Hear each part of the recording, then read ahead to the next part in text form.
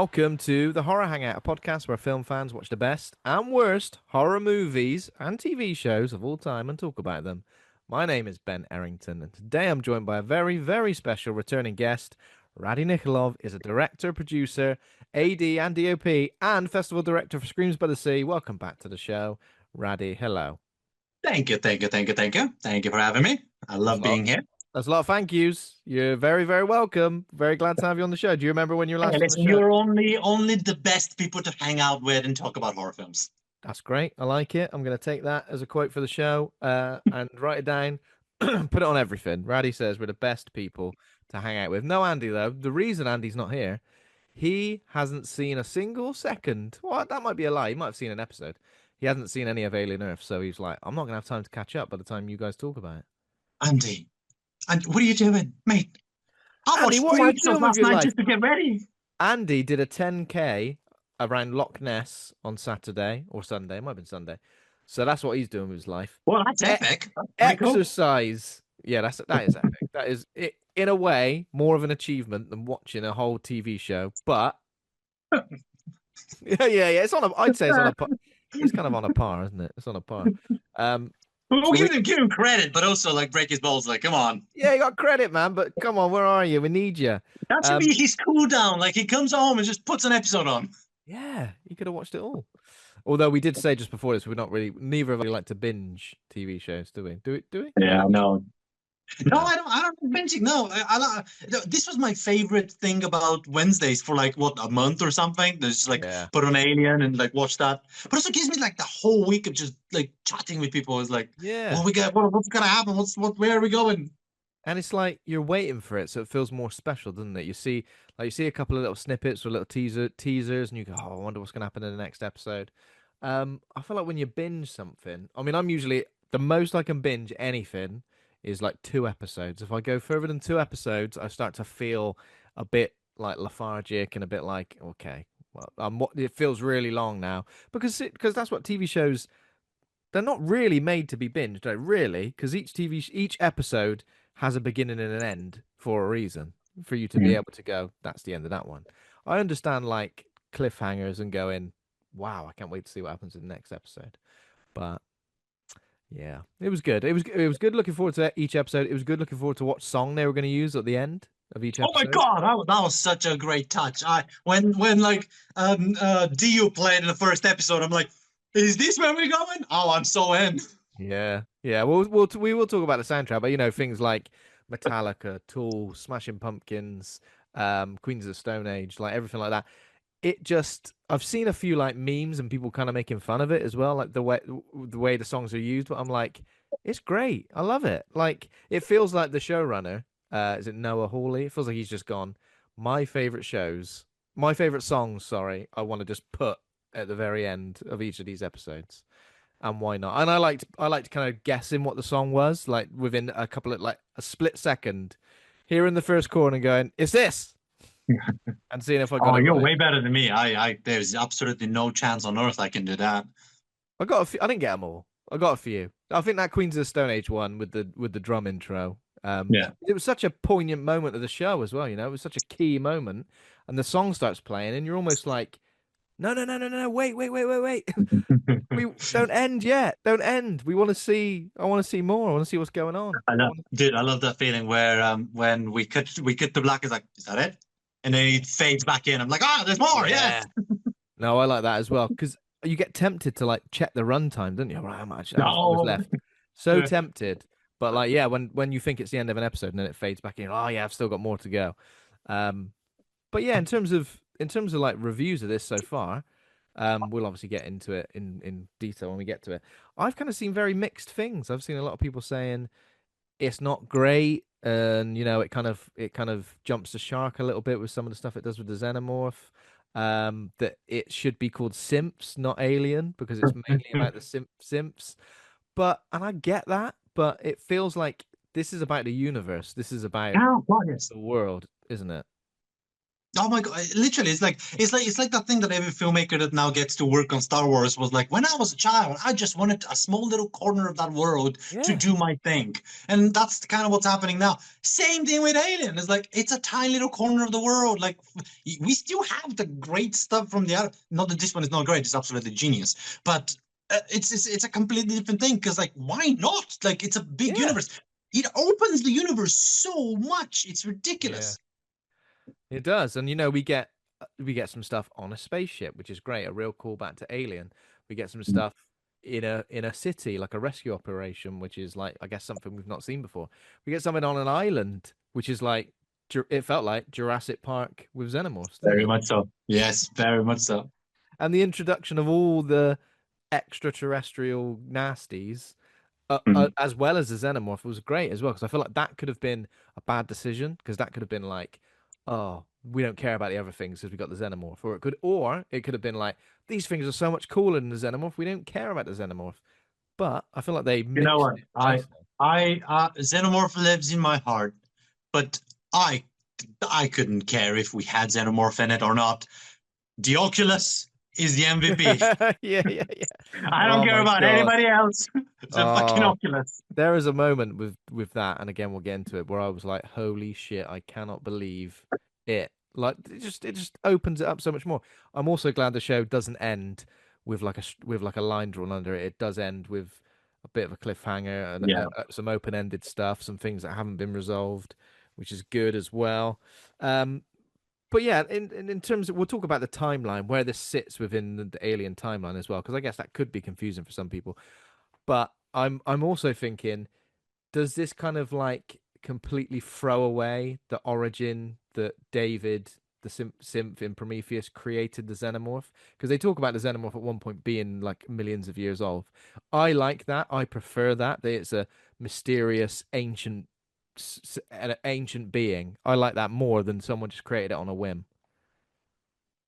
It, it could be, that's why I like these shows because like it could be, but Yeah. also it could actually add to the character of David. It gives him hubris. It Mm. gives him, I believe I'm God, and turns out no, you're just a full of shit Yeah. thing that thought it's better than everything else, and now there is, oh my God, like this thing exists in parallel everywhere. Mm. It's almost like I discovered the best burger joint. Turn around, Yeah. it's like, oh, there's another one over there. What the fuck?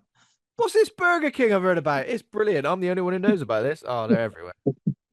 Yeah, because I feel like in a similar way to, and I always say this, like obviously with the Joker, for example, Mm, him not having an origin and nobody really knowing where he came from is always much more effective than when he is a failed comedian or a failed mob boss and he falls into a vat of chemical waste and comes out.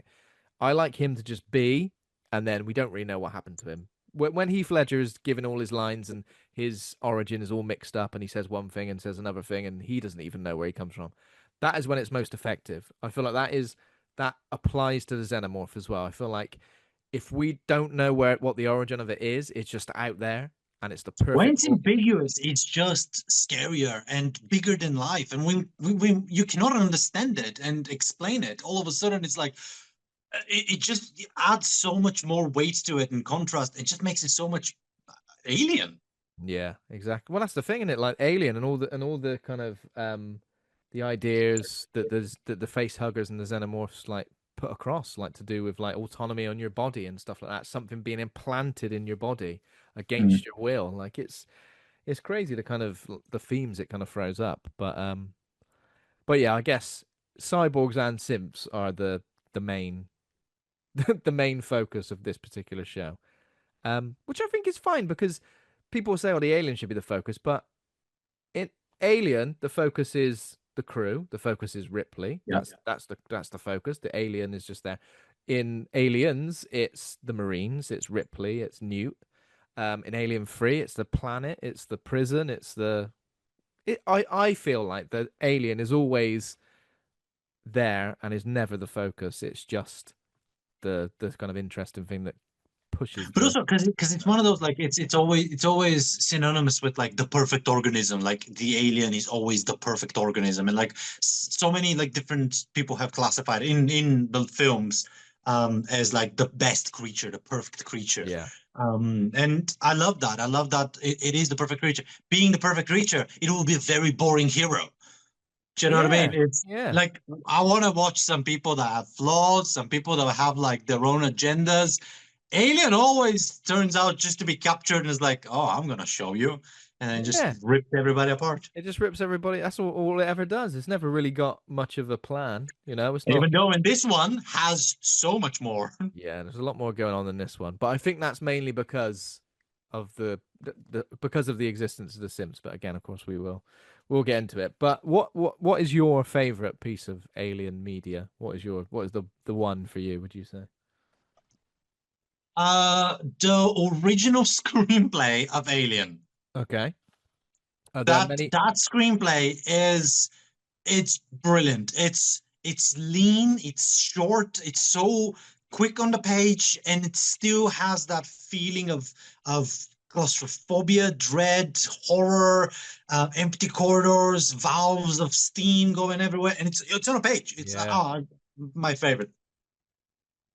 Is there much difference in the screenplay to what ended up on the screen for the Not original Alien? much, not much. Not much. It's um. No, I think those two writers. Again, I've got a memory of a goldfish. I can't remember names for the love of me. I need to have a cue card. But there were two writers. There was I think a couple of different scripts, and the one that Geta ended up making is Walter Hill and David Geiler. yes, I do love it when you can just find the script and read it. That's made me definitely want to go and check it out. But yeah, obviously when those throwbacks to the original Alien in this show are so good. Like, I would say something that's like synonymous with Alien for me is never always the actual Alien itself. Like, it's the set design, it's the analog of like the computers and everything. It's chains hanging from the ceiling yes, and like the dirty mist, spaceships. the rain inside, and the sun. Do you know what I mean? It's that sort of stuff. Like yeah, it's that, and sitting in the mothership computer room thing, like that is iconic. Like that's great. Yeah. Which alien media is yours favorite? So I love Alien Isolation because Mhm. Alien Isolation I really had to conquer, because when I started it I was like, oh, I don't really like this. It's too difficult. You get caught and killed by the alien for barely making a sound, and I really did struggle. But in the end I conquered it, and like I completed the game and I beat the game, and that was when I was like, oh my God, that was great. Just all of those little touches, all of the analog stuff, all the set design in that game, all the visuals, the menu system. I think it's perfect. It's either that or, you know, I'm easily pleased. So Aliens is up there. I just think with alongside the, is it Howard Shore who did the score for Aliens? I think so. Yes. Oh no, James Horner. Sorry, I do get those two mixed up sometimes. James Horner did the score for Alien. I think that combination of the Alien score and the movie is so good. The sort of clanking of the metal, like when like the action scenes are taking Mm. place, like that has always got me. I did really enjoy the Alien Trilogy PS1 game as well. That really kind of creeped me out. I don't know if you ever played that. Ready? I've never played Alien games. I No. need to get Isolation. Yeah, I mean they are a very different experience to the movies, um, but I'm a big fan. I think I've enjoyed a part of every Alien movie. Like, Mhm. I wouldn't say any of them I hate that film. I like that. I'm a fan. I like Prometheus. I think Yeah, everything. yeah. I don't necessarily like the direction of the alien origin in Prometheus and Covenant, but I can still appreciate some bits of those films. Was Covenant the one with the jungle planet? Yeah, yeah, it's like a jungle planet, and then that's where David is, and then there's those spores, those little Yeah, things of yeah, yeah, yeah. spores. And I didn't mind it. It Yeah. was like yeah, it's like a It's Jurassic Park film these days. Like, yeah, sure. It does feel like that. I feel very much the same. I feel like I like Alien and Jurassic Park so much that any iteration of it kind of works for me. Doesn't mean it's Mm. my favorite most favorite thing in the world, but it works. And I like Romulus, I like Covenant to a degree. And I like Prometheus. But I think that's why I'm so forgiving with this. And I say forgiving, like I'm not saying it's doing anything bad, but I think that's why I'm the perfect audience for a show like this, because I just like being in the world of Mm. of Alien and and Weyland Yutani and the corporations, and I just like it. So they could almost kind of do anything, nothing too silly, but they could almost like do anything, and I'd be like, oh, this is cool. I love the books as well. Some of the novelizations of various things. There's like a novelization of the Alien Free script, which was great. There's also a novelization of Vasquez's story from Aliens, written by V. Castro, who's been on the show and talking about it Um, as well. So yeah, it's just one of those things. I think it's just anything set in the world in this world. I kind of am along for the ride, if that makes sense. yeah, it's a good world. It's a good world, exactly. Um, Filled let's with talk a little dangerous aliens. with dangerous acid blood aliens and an eyeball burrow its way into your head. Okay, let's talk a little bit about what's been going on with you, Radi. Obviously, you've got a screening coming up on Saturday, I immersive do. screening of The Shape of Water, Screams by the Sea, and is it Pests present? Yes, best productions. Pest Productions, yeah. Can you tell us a little bit about that? That's in Bournemouth as well, isn't it? Yes, of course, of course. So this Saturday we're doing a screening of The Shape of Water, and then the immersive part is it's a monster cabaret, it's a monster wedding. So we're watching the movie. The first part of the evening is watching The Shape of Water. We watch this classic goth love story about a mute government worker that falls in love with a fish creature, and then we have a small short intermission, and then the beginnings of the festivities of the monster wedding begins. And we may or may not, we will have a 6 foot tall fish creature, head to toe makeup, that's Oh gonna my get God. married. It's going to be absolutely epic. We've kept a lot of the cabaret stuff sort of surprise because you kind of sort of want to come and immerse yourself in the night. And Pest Productions have been absolutely fantastic. They do a lot of theater and Glastonbury sort of acts and festivals and things like that. They're very, very skilled in what they do. So we're taking over this abandoned hotel. We're putting a cinema in there. We're putting a stage. We're doing some cabaret. And then the cabaret has like a short intermission. Everybody grabs another drink and explores the haunted corridors of the hotel. Did you say it's In an abandoned hotel? Did you say Yes, it is. Yes, it is. It's in a lovely Cottonwood location Hotel? called the Cottonwood Boutique Hotel. Just God. recently closed its doors down here in Bournemouth, and now it has this strange situationship where people live in it. It is a rented space for people to live in, but it Mhm. doesn't operate as a hotel anymore. And it still sort of stays as kind of sort of like the shell of a hotel, and about like a handful of people sort of live in there for cheap rent. And we were like, hey, Crazy. we could do some great entertainment in there. So we're taking Oh. over for a day this Saturday. Doors open at 5 o'clock and it runs until 11. So Oh it's my. going to be epic. We're doing this in connection with the BFI, actually. Funny enough, they are running a season of melodrama at the moment, which is very, very Lovely. exciting. So check out your theaters nearby you if you're into like stories of like love and loss and Mm. betrayal and stuff like that. They're very sort of much out there. So we kind of sort of like thought like, oh, this fantastic gothic love story, classic Guillermo del Toro fairy tale. Like it's so melodrama, it's ridiculous. Let's do it under the banner of the BFI. So Yeah. that's how we got it going. Great film as well. It's not you being made up to look like a fish man, is it? Ready? It is not, no. It is not. Oh, I'm kind of mildly disappointed by that. But But I yeah, may not be part of the wedding in very, very big part. the And I the may or may minister not be wearing a veil. a veil. Wait a minute. You're you're I, you're the bride? I can't say anymore. I can't say. I've said way too much. You, I've already said way too much, but I will say more. But that's too much. Maybe you're the minister. That'd be good.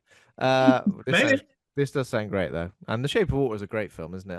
Again, that's not a Oh film my I've God, I seen. love I've that. not seen that since it was released, I reckon. So I would like to see Likewise, yeah, I watched it a bunch of times back in the day, but now with this screening, I kind of sort of pulled it out, and I'm like, oh my God, this is just a Sexy gorgeous. Fishman love story, eh? Yeah, Um, oh yeah. how is Screams by the Sea 2026 taking shape Oh my behind the God. scenes? Screens by the Sea 2026 is gearing up to be real, real good. I literally had a meeting today. I cannot disclose any details, but this morning I met with somebody locally, and the discussion was, how can we make more of Screams by the Sea? I'm like, Well, that's a very good question. How indeed can we do that? So there are ideas, there are talks about pop-up events, pop-up cinemas, additional screenings. So Screens by the Sea 2026, it's going to be the usual epicness with a squared. So there's going to be more of it. We're bringing more vendors. We're creating our little like horror convention slash macabre market, where we're going to have witchy makers selling clothing, toy resellers, sort of collectibles, selling sort of toy lines from the Terrifier and like Alien and Oh wow, Friday okay. the 13th, like classic collectible toys, all the way to poster makers, comic book artists. It's gonna be epic. It's going to be epic. Sounds epic. And more Screens by the Sea is definitely the way forward, I think. So are we thinking Working on same time next year? You probably haven't got a date lined up, but I'm assuming it's similar similar time. similar time. It's Similar.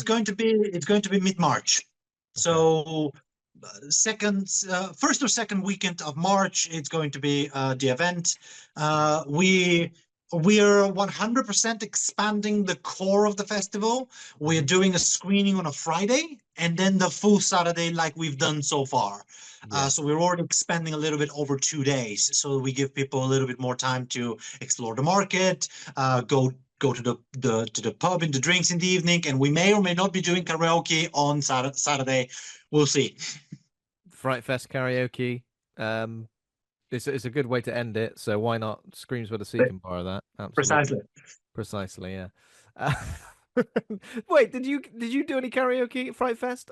I don't think you did. I did, but I didn't sing. I didn't sing. I sing in solidarity. Oh, so you were there, but you didn't sing. No. I like I to was like, I thought, play there. Yeah. I thought I did it. So for a second, I was like, oh my god, oh, what's going on? And then you were just like, yeah, It was so many people. yeah, it was good times, wasn't it? Well, looking forward to more Screens by the Sea. Again, obviously that was such a great time. I was gonna say last year. It was this year, which is It kind was of this crazy. year. It was this year, yeah. Okay, let's a couple of horror news bits to quickly run through before we get on to the main event. There's a movie coming out from Puppet Combo. Do you know much about Puppet Combo? No, what's Puppet Combo? Puppet Combo make like these lo-fi, almost like PS1 retro style video games. There have been loads of them, absolutely loads. I've played a few. Some of them have come out on console, some of them are just on things like Steam, but they're very good. Some with fixed camera angles, some with this sort of signature VHS style aesthetic. But there's a Puppet Combo movie. It's coming up. There's a trailer. It's being shown in various places around the US. I think maybe a couple of screeners in the UK as well, but they're kind of like all over the place. It's coming to theaters this month and shot on 60mm, set in the 1980s. A story follows a serial killer targeting late night gas station clerks. And yeah, so I'll say no more. It sounds great. The aesthetic looks great. So I've not actually played scares in game that I've ever played just because I didn't expect them to be as good as they were. But yeah, I highly recommend it. If you like the vibe of this and it looks like it's up your street, go and check out the games as well. But yeah, Puppet I'm Combo's taking it Night right Shift. now. What other news we got? We got a couple of trailers, a few trailers off the back. There's a trailer for VHS Halloween, which obviously is out. I think it's only in 2 days. I think on the 3rd of October, the new VHS anthology Shudder movie is out.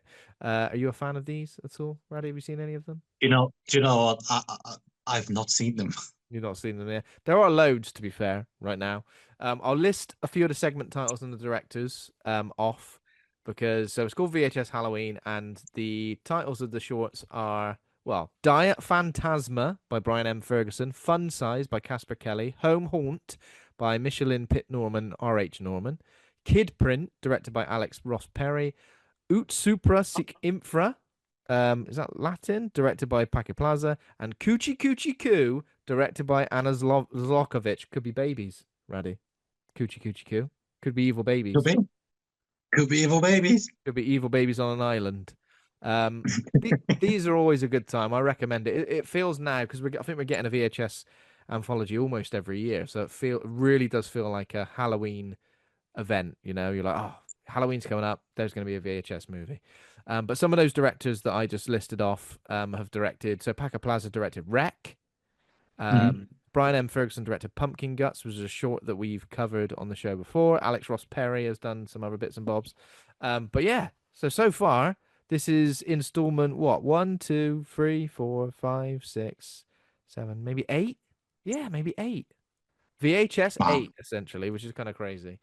But yeah, the trailer looks mad, you know. And again, if Puppet Combo looks like it's up your alley, a lot of the stuff in this VHS Halloween have got that sort of vibe. That's kind of like lo-fi retro VHS kind of dirty look about it, you know. I think which is what really Yeah, what I've seen bits of it, and it definitely is on my cards. I just haven't gotten around to it really.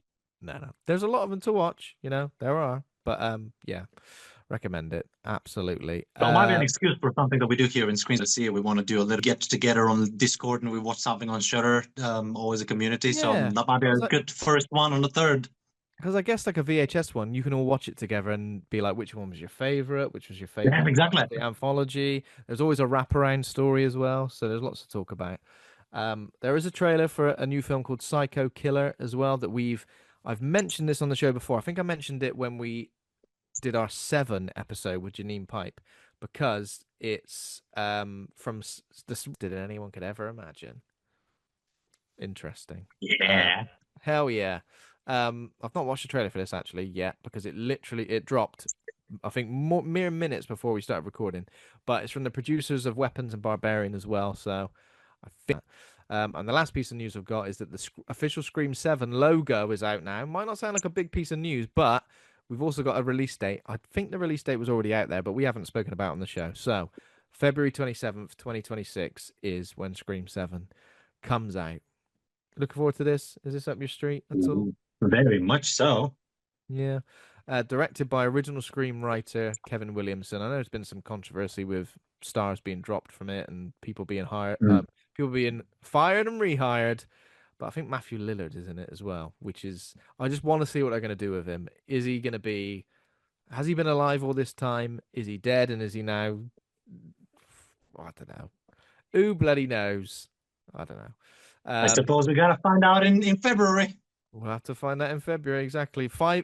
Scream 5 and 6 didn't really do it for me for various reasons. I think they were perfectly fine, but yeah, it'd be interesting to see what they do with as a legacy sequel. Now this is going to be like a trilogy of legacy sequels for this film. So Yeah. interesting. Okay, um, that's it for horror news. That's all I've got for horror news. I guess if we talk about what we've been watching, so we talk about Grindfest because you've got the Grindfest t-shirt on, and that was where you were I do, I a couple of do. weekends ago watching some classic horror movies and some new ones as well, right? Oh my God, it was absolutely spectacular. I went there for the Saturday. It was glorious. All day of 35 Miller classic films from the 80s. We opened the day with a movie called Quiet Earth because it was not on my radar at all, and I had no idea what to expect. But it was a lovely sort of 1982 sci-fi film about alternative realities and what way back when they thought alternative realities, but also it goes so well into like a lovely character piece. Mm. Then we went into American Psycho, classic, lovely satire, toxic masculinity and lovely stuff like that. Then we did Dreamscape, which I found out that I thought I've seen that film. I've seen so many scenes of it. I've never actually watched the movie from Oh start to right, finish. okay. So I Oh sat wait, there, I was like, I've seen this. Hold on, what's happening? yeah, is that with Wait, who's in that? Who's in Dreamscape? Guy from Quantum Leap, I think so. David Quaid. Yeah, Yes. I don't think I've seen that. Is it like it's sci-fi, isn't it? Sci-fi horror, you would say. It's sci-fi horror. Yeah, it's sci-fi horror. It's basically a kid that wishes, I want the best horror game in the world. Nothing can rock my socks. Nothing can scare me. And then a demon hears that and is like, I know what to do here. And then just Unlucky, things mate. happen. Yeah. Oh my god, I don't think I've seen that either. Interesting. Let's check that out. And Uh, then you were telling me Did I about make a giant mistake? Hold on.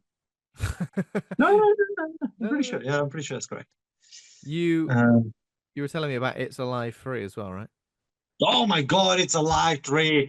It's Alive 3 was their mystery film. I like if you go to Dirt and Again, if you go to any Grindfest films screenings, you gotta trust Darren to pull out something spectacular. Like this man has blown my mind every time I go and watch mystery movies, and this year was no different. They put on It's Alive 3. It's a movie. I it has the best opening 5 minutes ever where a Wow, okay. distressed cab driver in New York, it's in the middle of the night, kind of swirls over the side of the street, runs out, pulls out a cop that's patrolling the street, like, help, help, she's in the back, help. He's panicking, he's panicking. The cop is like, it's okay, sir. Goes to the bag, opens the thing. A lady is delivering a baby. It's full swing. The guy's like, I got you. She's like, no, get it out, get it away, get it out of me, get it. And he's like, oh, breathes, it's coming, call an ambulance, and continues to kind of deliver the baby in the back of the cab until 30 seconds later, he starts freaking out. No, what is this? What is this? And reaches for his gun to shoot this big thing coming out of her vagina. It is brilliant. We're sitting there, is like, what just happened? And that, mind you, is literally the first thing you see of that film. Then it's Yeah. credit. And then It's insane. oh my God, it sounds insane. You're selling it to me as well now. Then if I It's see It's brilliant. Alive 3, I'm gonna want to see It's Alive 1 and 2, right? Well, it kind of stands. It stands alone, but I think you need to treat yourself to the trilogy. Yeah, I feel like I need to treat myself to the trilogy now you've said that. And then we end up with babies on an island, right? We end with demon babies on land. Yes, yes. Demon Uh, babies as well. Oh God. well, listen, it's kind of unexplained. They all look very demonic, and it's basically it's a paternal story about a dad loving his slightly deformed 80s child in on an Yeah. island. Um, Sounds like a lovely you know what I mean? story. A lovely heartfelt story. You know, we've all yeah. Any Gotta love your demons. anything else that you've seen recently apart from those films at Crime Fest? Has that been it? Those films in Grindfest, The Shape of Water, and of course the crown jewel of tonight, Alien Earth. Yeah, Alien Earth released seven episodes, 8 episodes, Eight, seven eight, episodes, eight eight. episodes. That's right. Yeah, seven would be a bit of a weird amount, wouldn't it? In terms of what we've been watching, I'll talk about a couple of things that I've been playing Silent Hill F, which Oh, released last Friday. So initially I was like, oh, do I want it? Do I want it? So a lot of people posting about it. So a lot of people saying it was great. People saying they finished it and it was amazing and they got this ending and that ending. And I was like, oh, go on then. So I got involved, purchased it. I've been taking it very slow. I'm not attempting to, speed run it or anything like that. I've whacked up the combat and the puzzles to the hardest difficulty because I want that big challenge. But I've been humbled a few times by like various bosses and various creatures where I'm just like, oh right, so I'm dead again, am I? Right, there we go. yeah. But still, um, and it's great. Like you kind of it's in Japanese. It's set in the 1960s. The kind of lore about Silent Hill isn't really discussed at this point. It's kind of like just a very mysterious happenings. Mm, You're a schoolgirl fighting her way with a big steel pole, fighting her way out of the against various nasties and you know horrible creatures, and your friends and family morphing into various scary things. It's great. Atmosphere wise, it really is up there. It doesn't quite feel like a Silent Hill game to me yet. It hasn't locked in as like, oh, this is classic Silent Hill. Maybe because like it's a Silent Hill game not happening in Silent Hill. It's happening in like a Japanese mm. village. So Yeah, I know what you mean. maybe it will eventually. You Um, know, I've done a fair bit of the Resident Evil games, but I haven't done much of the Silent Hill games. Yeah, I mean, I'd say a very different experience, but there are some similarities, but a very different experience. This is obviously more psychological horror. I think if you're going to start anywhere, if you've never played any of the Silent Hill games, start with Silent Hill 2, the remake, because the remake was as close to an experience as I had with the original Silent Hill 2 as there could have been, and obviously it looks superb, like it's a So much better. PS5 game, yeah. So let's see how we can go with this format. I'll try and do the standard by Noah Hawley, the first television series set in the Alien franchise, set 2 years before the events of the 1979 film Alien. It stars, Uh-huh. yeah, 2 years. Essie Davis, Samuel Blenkin, Babou Ceesay, Adarsh Gourav, and Timothy Olyphant in the main roles. Oliphant, how you like to say that? Okay. When a mysterious space vessel crash lands on Earth, a young woman and a ragtag group of tactical soldiers make a fateful discovery that puts them face to face with the planet's greatest threat. Um, IMDb so far 7.3 out of 10. Nice. Rotten Tomatoes 93% audience score. Very nice. Very 66% good. critic score. Interesting. Um, Wow. obviously, no TV shows on Letterboxd. I think there are some TV shows on Letterboxd, but Alien Earth's not on there. So for reviews, I just went on good old fashioned Google and had a look at what people have been saying. Jeremy says Alien Earth is one of the most imaginative and chilling sci-fi series in years, a stunning revival of the Alien franchise that pushes the lore in bold new directions while respecting everything that made it iconic. Well Five done, Jeremy. stars. 5 stars, Jeremy. Lumbrados says Disney has managed to do what I thought was impossible, take one of the greatest sci-fi horror franchises of all time and turn it into a hollow, confused mess. One Stop star. it. 1 star. Mhm. Robert Marquez says FX's foray into the terrifying universe of Alien Earth is deeply divisive yet undeniably ambitious, an experiment that yields both brilliant scares and bewildering narrative choices. 3 stars. And finally, Aaron says Alien Earth, a welcome return to form. 5 stars. It did seem like I always felt like this with when people write a review. Most of the time, when people really go out of their way to write reviews because they love it or they hate it. Yeah. If you're in the middle ground, it's really hard to like find words, isn't it? It's really hard to Yeah, find words yeah. when you get But both sides of it. that's why we trust reviewers, and that's why we go to like sources that is like, oh yeah, yeah, your opinions matter, and you go and it's like, what do they say? Because like, then Yeah, it kind of sort of like creates a medium. It's like, what yeah. does that say? But like, again, you can't like that's kind of critics, and like you kind of want to hear the voice of the people as well. You want to hear the voice of the Which is people, and you want to hear the voice of Alien fans, but I've always found that Alien fans online, it's definitely one of those fandoms that I dip my toe into, but I never really get involved with too much because, as I said, the same with like things like Jurassic Park, because I love those films, I love that world so much. I've not really got much negative to say about it. Like if they made a certain choice that I really disagreed with, I would be like, oh my god. But because it's like this sci-fi world where like the possibilities are endless, essentially. Um, they haven't done anything too crazy. They haven't like put a human brain in an alien body, for example. That might be like, wow. But apart from that, it feels like the fandom are very much like Alien is great. Alien is a 10 out of 10 movie. Most people think Aliens is a 10 out of 10 movie. And then most people think everything else sucks. Whereas I don't really feel like that. I think I think it takes a lot of energy, especially today, to really express love and to stand behind like that was really nice, very good. Because it's very easy to go and hate on something, and I think and also it takes so much energy to hate something because then you got to maintain that, and it's like I don't have time for that. I want things to be good. I like they make another Alien film. Great, let's have it. Yeah. I want it to be great. So I come in as like, this is gonna be great.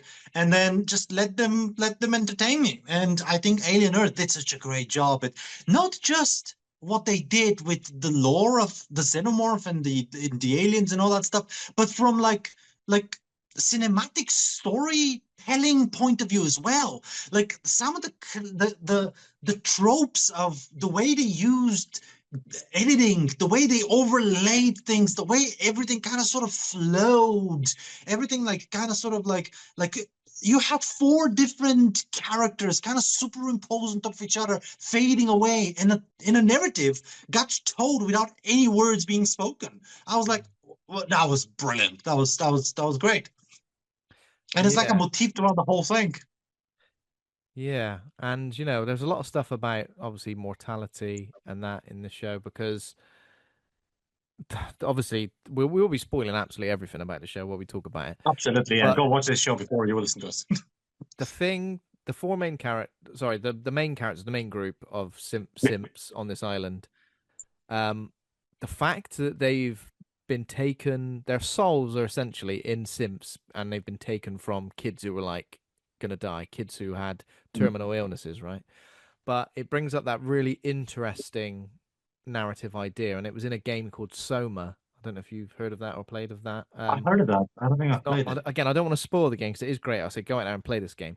But there's a very interesting narrative idea which sort of says if your soul is uploaded to a simp body or a mainframe or a computer or something, are you the original version of it, or is the original version of it dead and you've just got the memories of the original version and you think you're Yeah. this you think you're the original version but you're not, you're just a I don't know. duplication. So this is something that me and my partner Ruby we kind of like. This is the hill where we die, because there was this like this theory of like, right, like if the technology allowed it, I upload myself to a server and I continue living, right? Hmm. And I'll be perfectly happy with it. I say that's the day we separate, because like I will die, you will go become bits, and Yeah, and I don't know. I don't know. I don't you'll know go and what's become me. bits. You're just a load of data. That's what you There's are. a lot of data. Yeah, you'll continue making more data after that, but it's just going to be a simulation. But that said, is all of this a simulation? Am I just a hypocrite God, saying this? Jesus I don't Christ. know. Exactly, yeah. But that's the thing, like you'll go, right, upload me to the mainframe now, close your eyes, but then that's it, you're gone. And the version Yeah, that ends up there is not actually you. It's not you with your consciousness seeing these new things and being this new person. You're just a duplication of that. You've got all the memories, so essentially if someone's communicating with you, it's still you. But are all the children, Wendy and all the other kids, slightly curly nibs, Smee, yeah. even though they clearly don't like those names, um, are they just those kids? When we see those kids, their graves, just like in the jungle somewhere, I think it really hit home for me. I was like, oh God, yeah, Jesus, they've literally just gone. It wasn't even. It wasn't. What that scene? Oh, that scene really hit, because it it quite clearly like looked like these graves should not exist. Like Yeah, Kit Cavalier probably said, "Like incinerate them. I don't care." But yeah, yeah, like the scientists probably took the bodies away, dug these graves in a like a cave, yeah, because they're like just like under in a the jungle. giant rock. Yeah, because they could have like made some sort of memorial or something like that. They Yeah, literally have done it. Yeah, it but was the most human thing of like, let's more like, yes, like that's so interesting about the scientists now. I'm actually think about it, because throughout the whole thing is like they're convincing the kids like, no, you are the children, you are what we made you. But I don't think they believed any of it, because they did the most human thing that we all do with people that die is we kind of go and mourn them, and we need that closure of like, well, you finished, you're gone, you're done. yeah, I need to now move on. And they did that with the children. yeah, and I love the Of way course, all of these this is just us speculating, but yeah. There's loads to it's speculate about, definitely, yeah. I like it's amazing. all of the children deal with this idea of like being in a new body and this mortality thing in such a different way though. I think it's fascinating to see, kids who are still kids in these bodies, people who kind of want to immediately become an adult with responsibilities and a job, essentially. Someone who That maybe whole metaphor was just a fantastic little like, yeah, like it was also so fantastically well performed by all of the sort of synth bodies. yeah. The One young lady maybe loses her mind a bit, you know, yes, loses her mind, gets her yes. mind wiped, goes a bit nuts, goes a bit violent, starts hissing at people. But yeah, obviously the main character of Wendy and her relationship with her brother Joe, as well is fascinating as well. But there's so many fascinating characters because there are so many characters who are simps but with different personalities. So Timothy Olyphant is Kirsch, like the chief scientist of the Prodigy Corporation, who he's a synth, but you're like he still seems to have his own agenda. He reminded me of David in a way where like he seemed to just like seeing how things panned out. Like he'd Yeah. just be an observer. He wouldn't interfere too much. which reminded I me of think Babou. around episode three, I think, when we had all of the synths kind of sort of converging. Like we had Marrow, we had Kirsch, and we had all of the kids kind of sort of like all three different strands doing their own things. And of Mm. course, we had that whole like with slightly we had that whole like sort of like separate plot line of like family and trying to do that. So it was almost like four different sins doing different things, converging on each other. And I was like, oh yeah, like people were saying jokingly that should have been called aliens, should have become sins. And I'm like, maybe like all of this is just fascinating because all of them don't have to do any of this, and they each have different agendas that are so kind of sort of cold. Like Yeah. Kershey's like, I need to observe whatever happens, and like Boy Cavalier says whatever, and like he's like, okay, I will take this at absolute face value. There's going to be absolutely zero variations of all of the nonsense you just said. I will take it as it is, and then I'll show you the experiment without any Mm. like verbal communication.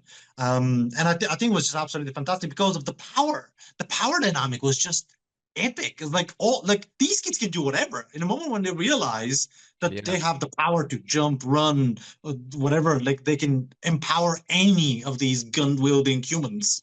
Was just it was almost like that was the horror. It's like when are they gonna just sort of like figure out that they don't have to listen? Yeah, exactly. And I think having Morrow there, like a cyborg, so a human with some synthetic parts, and we don't get tons of backstory for him. We get like a few bits where he talks about having a daughter, and we see some flashbacks, but Yeah. and then we sort of see what happened on the ship as well. Um, it's interesting, isn't it? Because he's like the company man, a little bit like there's always a company man, isn't there? In the Aliens, you've got whatever his name is. I always forget his name, but like the company man who's like the main mission is protect the samples, protect the alien species, bring it back alive.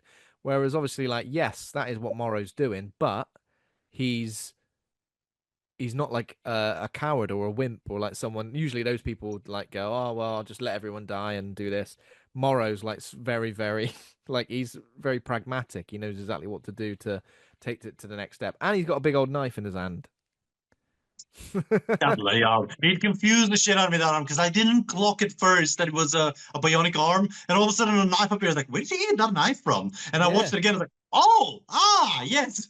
And when he gets captured at one point, they go, "Yeah, put a big heavy thing on it. That'd do." And he use it, but then he uses that as a weapon too. Like, oh, flip.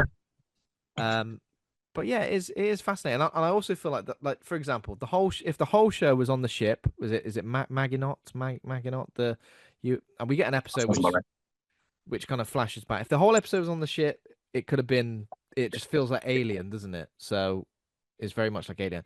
If the whole if the whole series was on Earth, where the crash site was, like there's only so far you can take that. So when we got to the island, I was glad, and I kind of felt like that. This is where I feel like it should take place. And there were some similarities to Jurassic Park in a way because it was like there's only one way off the island. This boat that goes this many times Yeah. a week or something like that. You've got like security forces there, but there's no public people there, so it's like not a working, you know.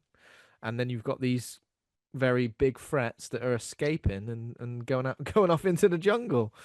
Um, but yeah, in terms of did you? I know this is a spoiler. We'll get to it, of course. I recommend watching the series first, of course. Did you notice Adrian Edmondson? Did you think he was a synth? Because it was revealed right at the end that he was a synth, wasn't it? The so Who's that? boy Cavalier's like right hand man, Oh, the essentially. dad.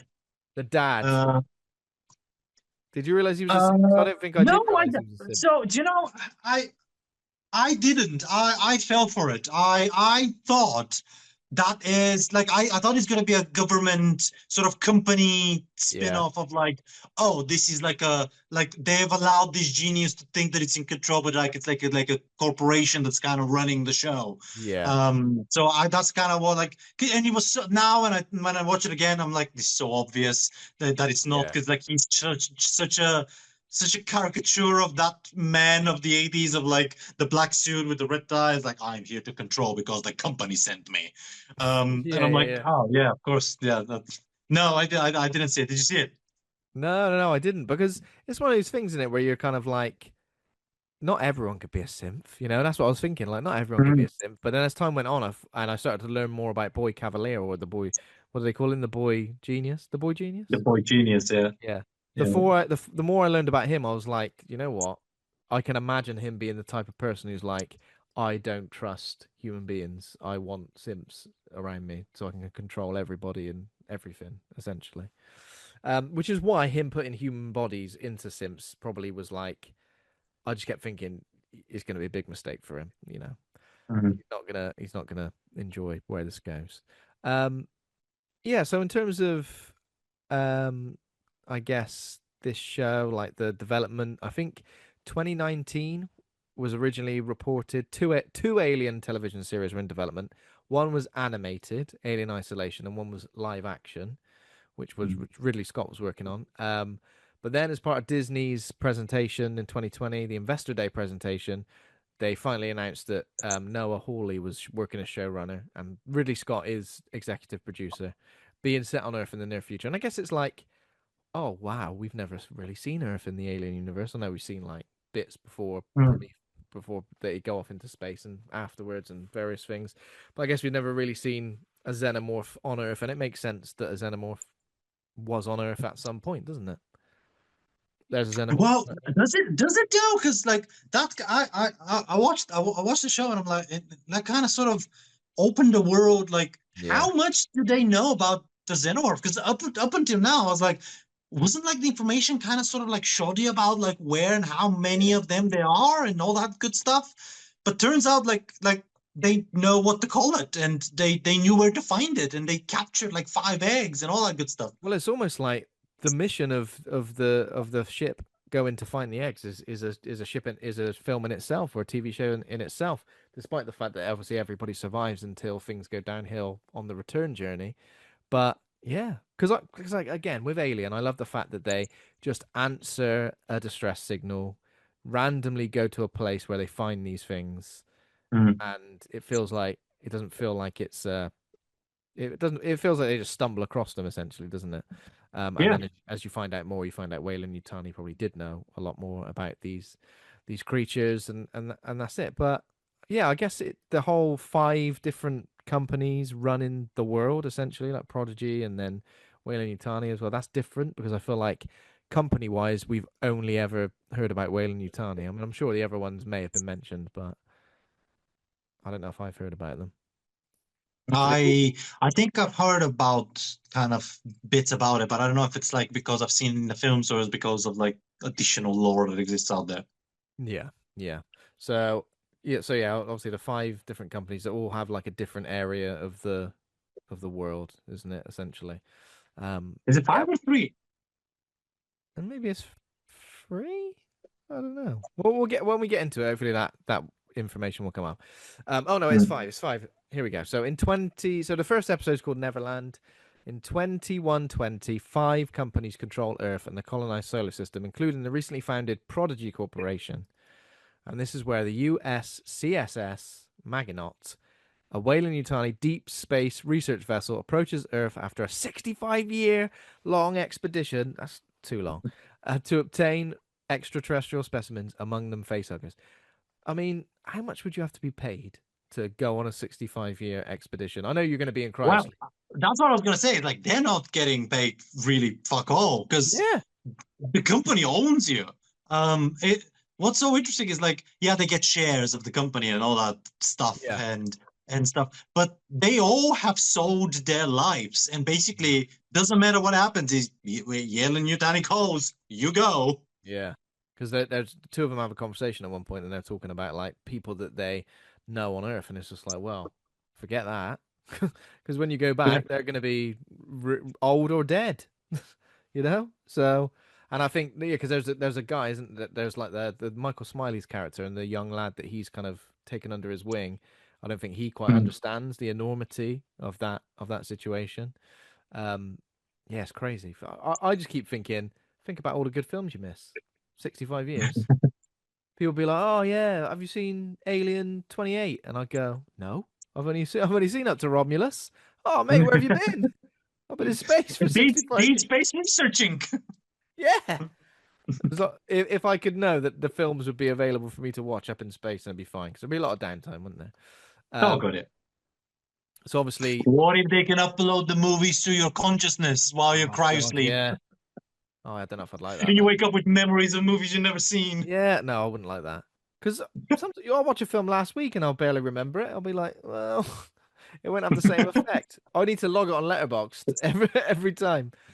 Um, so in terms of the extraterrestrial specimens, T. oculus is one of them, the kind of eyeball, um, tentacle guy fella. Oh, God. I think they call it a she at one point now. I think um one of the scientists on the ship calls it a she before it Oh, kills it. really? I think so. I'm not 100% sure. There's like these flies that like vomit. They eat like organic. Sorry, they eat non-organic material, don't they? They eat like Yes, metal and stuff, yes. and they vomit like this stuff onto it, which is pretty horrific. There's like a big plant thing that hangs from the ceiling. Is it a plant? Because that thing flew. Yeah. Oh no. Wait. Yeah, yeah. Oh god. Yeah. Oh god. That creeped me out then when you said that. Ooh. Yeah, It's like a. It's like a that praying. plant is flying. It's like a praying mantis thing. Not praying mantis. Sorry. What's it called? The thing that killed Steve Irwin. Oh, stingray, stingray. It's like a big stingray thing that's like Yeah. folded in on itself, and then like it's got tentacles and stuff. Yeah, that's pretty horrific. I was kind of hoping that there would be like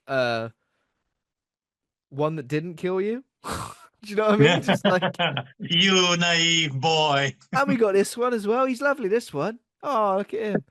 Um, It makes Skittles. it makes plain Skittles. Makes Skittles vodka. Everyone loves that. Um, yeah, but there wasn't. They were all horrible.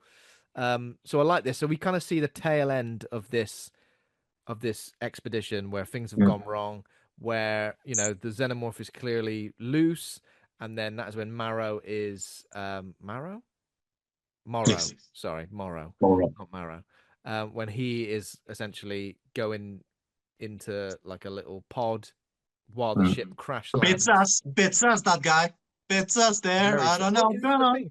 I kept thinking, oh, so he's a synth. I was thinking, but then I was like, oh, the alien's trying to kill him, so he must be human. And then no, find out he's a bit of both.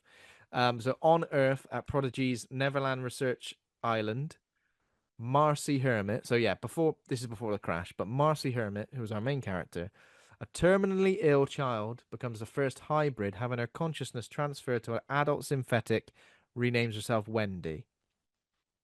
Adjusting to her new body with the assistance of synthetic mentor Kirsch, Wendy oversees several other children who also undergo the procedure. So yeah, so load of kids come in and they're all like, "Oh, we're gonna be like you," and she's like, "Yeah, it's fine, it's great, it's great, I love it."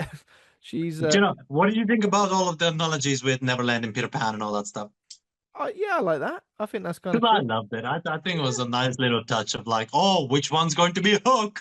yeah, yeah, yeah, yeah. Well, it's good, isn't it? Because like the never growing up thing is kind of like the fact that they're children in adult bodies, that kind of makes sense.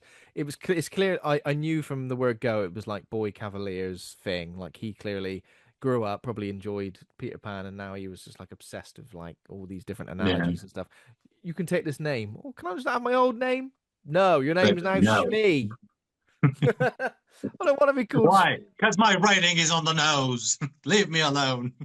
Hell I yeah. am genius, but I am boy metaphors. genius. I never wear shoes. I put I don't know how I felt about that. I'd never wear shoes. At least have a pair of slippers on. You know, Yeah. you can stub your toe on anything. Um, He's one of those people that feels connected to the earth. yeah. Oh yeah, grounded. That's what's happening there. Yes, yes. Even though he's always in big concrete structures, so he's probably ain't got a clue. So It's a Wendy. Oh, character full of hypocrisies. it's so yeah, so many hypocrisies. And to be fair, when it started off, I thought he was going to be all right. I wasn't Mm. entirely sure what was going on, but never happens like that, does it? So several more children undergo the procedure and get put into these adult synth bodies. And then when we do go back to the ship, so a malfunction compromises the Magnauts. I'm probably saying that word wrong, but let's say how it's spelled. Navigation, placing it on a collision course with Earth. Specimens escape. A grown xenomorph kills most of the crew, and this is when it crashes into a tower in the Prodigy city of New Siam. That's one of the there's a cat on your lap. That is one of the other extraterrestrial specimens. because it does get into a cat, doesn't it? The old T Oculus. Oh God, yes, yes. Yeah. Um, I mean, this ship crashing on Earth. How many casualties are we talking here? Oh wow, yeah. Thousands. It crashes into like Hundreds, a hundreds massive. of thousands. Yeah, it's insane because I feel like the actual scale of it is never really Also, can realized. we can like I was watching it, I was like, are they gonna do a 9/11? They're doing a 9/11. Yeah, it was a big old 9/11. It was.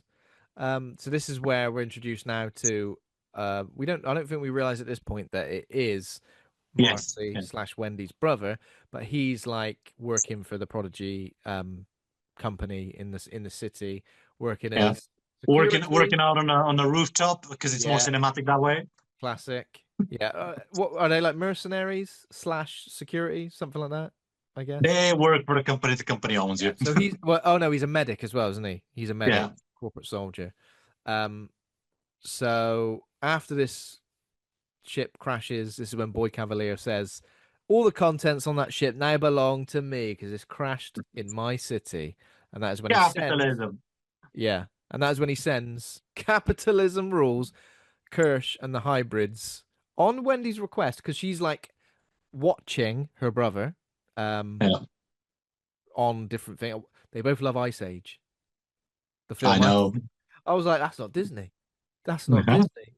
Alien might own Disney might own Alien, but that's bloody Dreamscape. That is DreamWorks. Sorry, uh, and I knew immediately. I was like, oh, they're gonna go. This is how it's gonna start. Is that though all of those Sims, even though they're children and they've just been put in these bodies, do you want to go on a really, really dangerous mission to a city where there's loads of Mhm. extraterrestrial beings mocking And I about? gotta say, like she does. Sydney does a fantastic job of like portraying like all of the kids do a fantastic job of portraying kids in grown up bodies.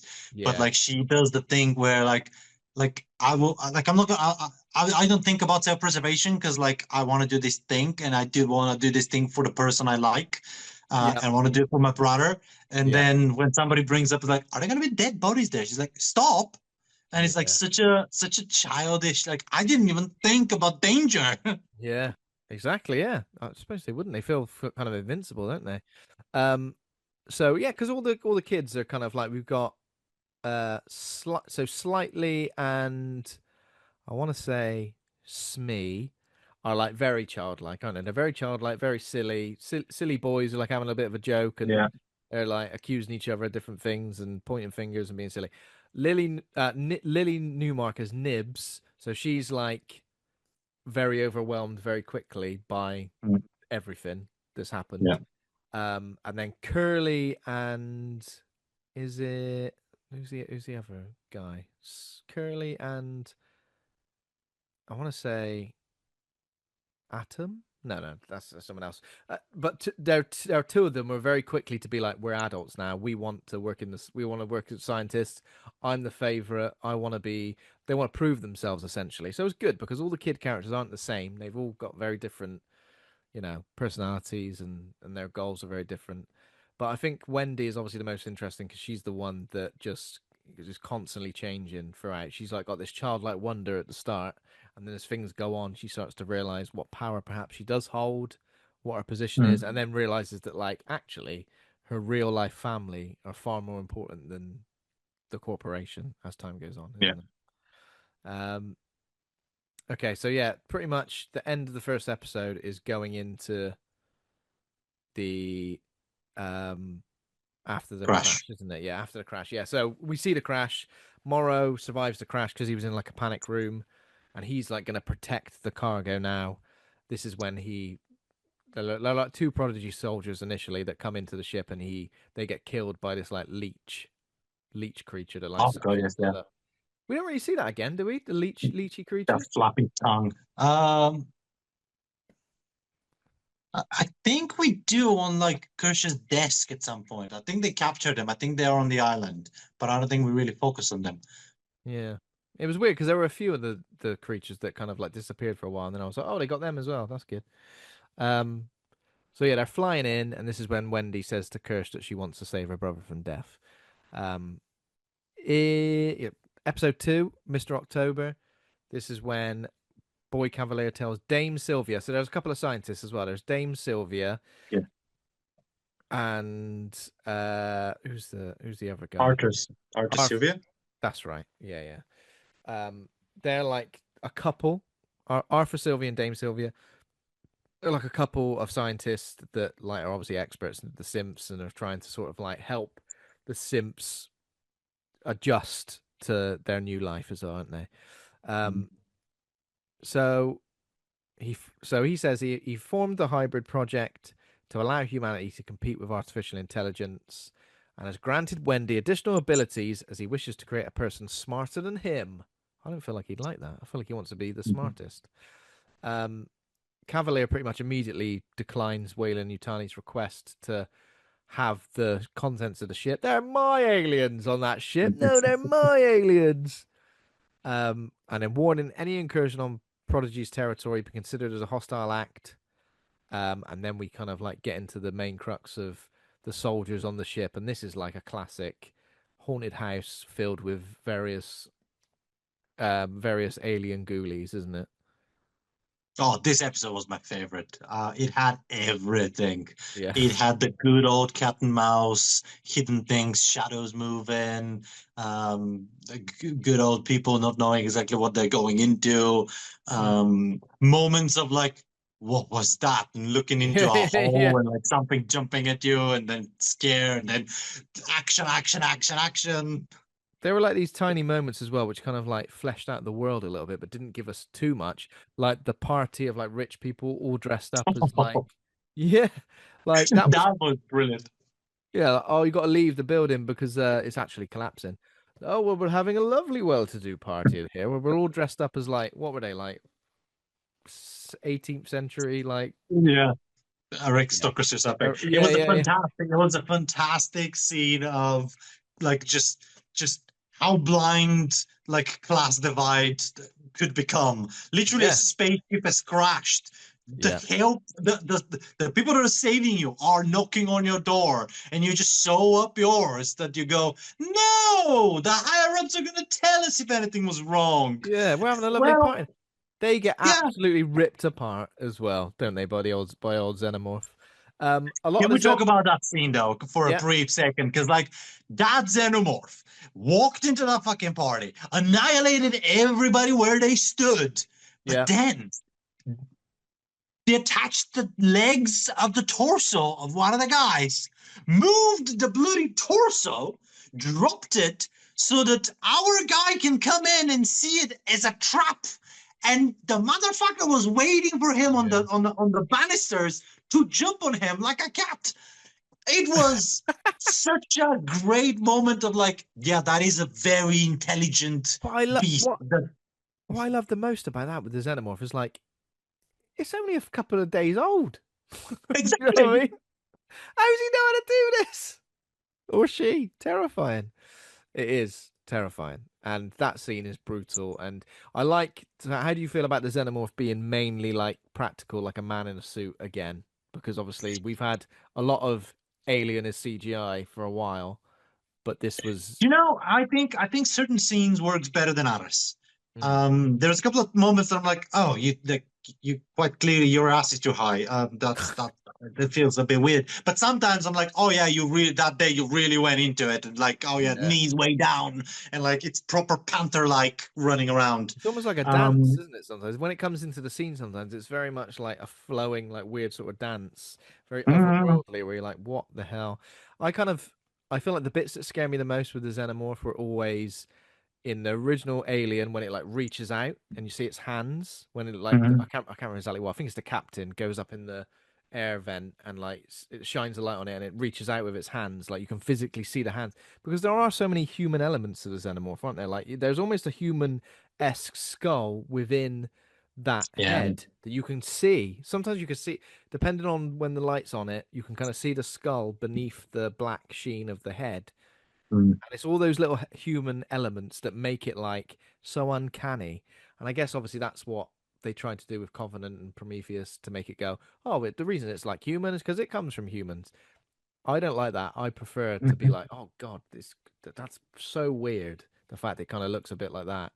Um, yeah. So it was those moments of seeing it up close face to face, when you could kind of see that it had all the texture of that suit or suit and apparatus and all the Yeah, things that were on there. That was when it was scariest. I think one because there were some CGI bits when it was leaping from place to place and yeah. running around, obviously, because you have to. But I didn't mind it. I preferred the physical stuff, I think. Oh, like yeah, 100%, 100% as well. Um, okay, so when this is happening, obviously, what's happening with Joe is that he's just running around being chased by the xenomorph, separated from his colleagues. The xenomorph tracks him to the higher Yeah, floors. so This is when, yeah, this is when a soldier gets killed. The apartment of wealthy residents get massacred. But then Joe gets saved by Morrow. Well, is it yeah, saved? He tases him, doesn't he, Morrow? it And then does. and that's when he puts the xenomorph in a bag, doesn't he? I gotta say, the Swiss Army gun, Yeah, yeah, yeah. like we've got everything. We dispense cola and It's got shoot bullets. it's got a toothbrush. You never know. Yeah, What kind of gun is that? Anyways, yeah. But not long after this, I think the soldiers try and stop him. The xenomorph escapes again, and kills all the soldiers. I think Morrow does survive, um, and then all of the hybrids arrive as well. And this is when they start to encounter the various specimens. They see the two dead soldiers with the leeches. That is when the eyeball, so T Oculus, attacks Nibs because obviously that is what sets her on her path of destruction yeah, because PTSD really sort of like throws her in she's the just a deep end. scared little kid, and like I mean, I'm a grown man, but if that came at me, I'd be absolutely terrified. Um, Wendy manages to locate Joe along with, oh yeah, but Joe obviously doesn't recognize Wendy. I think she's Yeah, like, oh, all right, brother, and I think he doesn't quite believe it either. He's a bit like, is she all right? Because yeah, he thinks that Marcy, his sister, is dead because he went to a funeral as well. yeah, So I'm not sure exactly how that worked, but I guess after they moved her body, they kind of like announced her as dead. That's why they gave her a new name, and that was when because we see some flashbacks of him like crying, and then him as a kid with her watching Ice Age, and then like being really upset. So obviously, yeah, if you think your daughter's sorry, your sister's dead, you've mourned her and then tried your best to move on. Now yeah. she's saying, actually, I'm alive in this body. You'd be like, excuse me? I don't understand. You taking a mic? Are you taking a mic, mate? Um, so slightly reveals, oh yeah. So I think it's slightly who says, this your sister, Joe? Yes. He's like, excuse me. This is when they encounter the xenomorph eggs and they get ordered by Curse to contain them. And the episode ends with Joe getting dragged away by the xenomorph, like falls down I guess it's like a few floors, like where the ship has like ripped away some of the walls. Wasn't it Yeah. in the parking lot at the end, though? Like, wasn't there another chase sequence where they had to run away from it into like some lorries? Yeah, yeah, yeah. Well, And so I with the lorries, I think that's when just before she kills it. I think it might yes, be yeah, again. but we don't know until that next episode, I think. I think so. Yeah. Some of these episodes there might be a bit of crossover. So Yeah. episode 3 is Metamorphosis. Mhm. Um, Nibs. So this is when they start to question their existence, I guess. So Nibs is questioning Curly about why the hybrids are named after Peter Pan characters and why Marcy gets to be Wendy. Why did she get to be Wendy? It's because she was the first one. I feel like I understand that. She was the first one. She's Marcy. She's Wendy. The rest of you are the Lost Boys because you're you came You come later. after. Yeah, that's it. So Boy Cavalier orders the specimens to be brought to Neverland for study. Despite objections from Kirsch and Dame Sylvia, they're like, we don't want the aliens on this island, please. There's one boat off the island every week. Please don't bring killer aliens to this place. Gosh, is loving it. Loving it. Kirsch is yeah, absolutely. He is like, this is the thing. He's obviously very intelligent. We understand he was very intelligent from a very young age because he made a synth to kill his dad, we find out. So he's very intelligent for a very young age, but he's still got that childlike kind of childlike wonder, and he's like, oh, he's like a kid with a toy, isn't he? He's like going, I want this terrifying thing because I want to be able to manipulate it into something that I can use to. And it isn't about money because he does say, I've got trillions of dollars, I don't need any more money. He's playing God essentially, isn't he? Yeah. Which again, such a kid teenager thing to do, and like like we've all been there. We've all been teenagers where like, oh, I wish they were smarter than me so I could have a really satisfying conversation this late at night. I'm like, and now when I'm a little older, I'm like, oh yeah, of course, sure, true, yeah, yeah. Yeah, Oh, poor you. What do you know? Oh, bless you. yeah. Yeah, exactly. I did like the scene with Morrow when he's kind of like threatening slightly in Smee and then slightly pretty much gives up. Or is it Smee who gives up? The fact that they are he comes suspicious of their childlike behavior and they say something about, oh, my parents or something like that. And he's like, Mm. how why would you have parents? You do know you're simps, right? And I like the fact that he's kind of so oh yeah, and he puts a little device, doesn't he? He puts a little cheeky device on Slightly's neck before escaping, like a little Oh yes, communication yes, yes. tracking slash communication device. He downloads all the data from the ship and erases the data from the source. I mean, it looks painful. Downloading all the Yes. data, doesn't it? He's like, Wish I sweating. already had a copy, so that's too late, anyways. Yeah, it's all on a floppy disk. Um, Wendy and Joe fight the xenomorph. This is, I think, in like the lorry, and then eventually Yeah. beneath the no it through this in this like little storage unit, and that's when she like pretty much gets it meat hooked, and then she gets locked in with it, and we think, oh no, Wendy, what's going to happen? But when Joe manages to open the shutter doors, she's killed it. Xenomorph's bloody dead. But Joe's got Fatal. Joe's been stabbed, didn't he? I think he got the did he get the tail in his side? Oh yeah, in his lung. In the lung, yeah. He got punctured in the lung. I think Wendy maybe has got some injuries as well. And that's when we pretty quickly go back to the island. We see all the alien specimens getting brought in. Oh, we forgot to say, obviously, T Oculus, before it did attack Nibs, it was in a cat. So it seems like what it What? does is it burrows into the eye of a living being. Not always living, though. I thought it only had to be living, but I okay. know. That was, that was Like that was cool. I like that. bloody T Oculus zombie. Burrows into a cat and it can essentially control that being within it and communicate via whatever being it's in, I guess. So yeah, all of they get brought in, and then this is when Joe undergoes surgery. They like give it. I guess they give him a cyborg lung. Yeah, yeah, they did.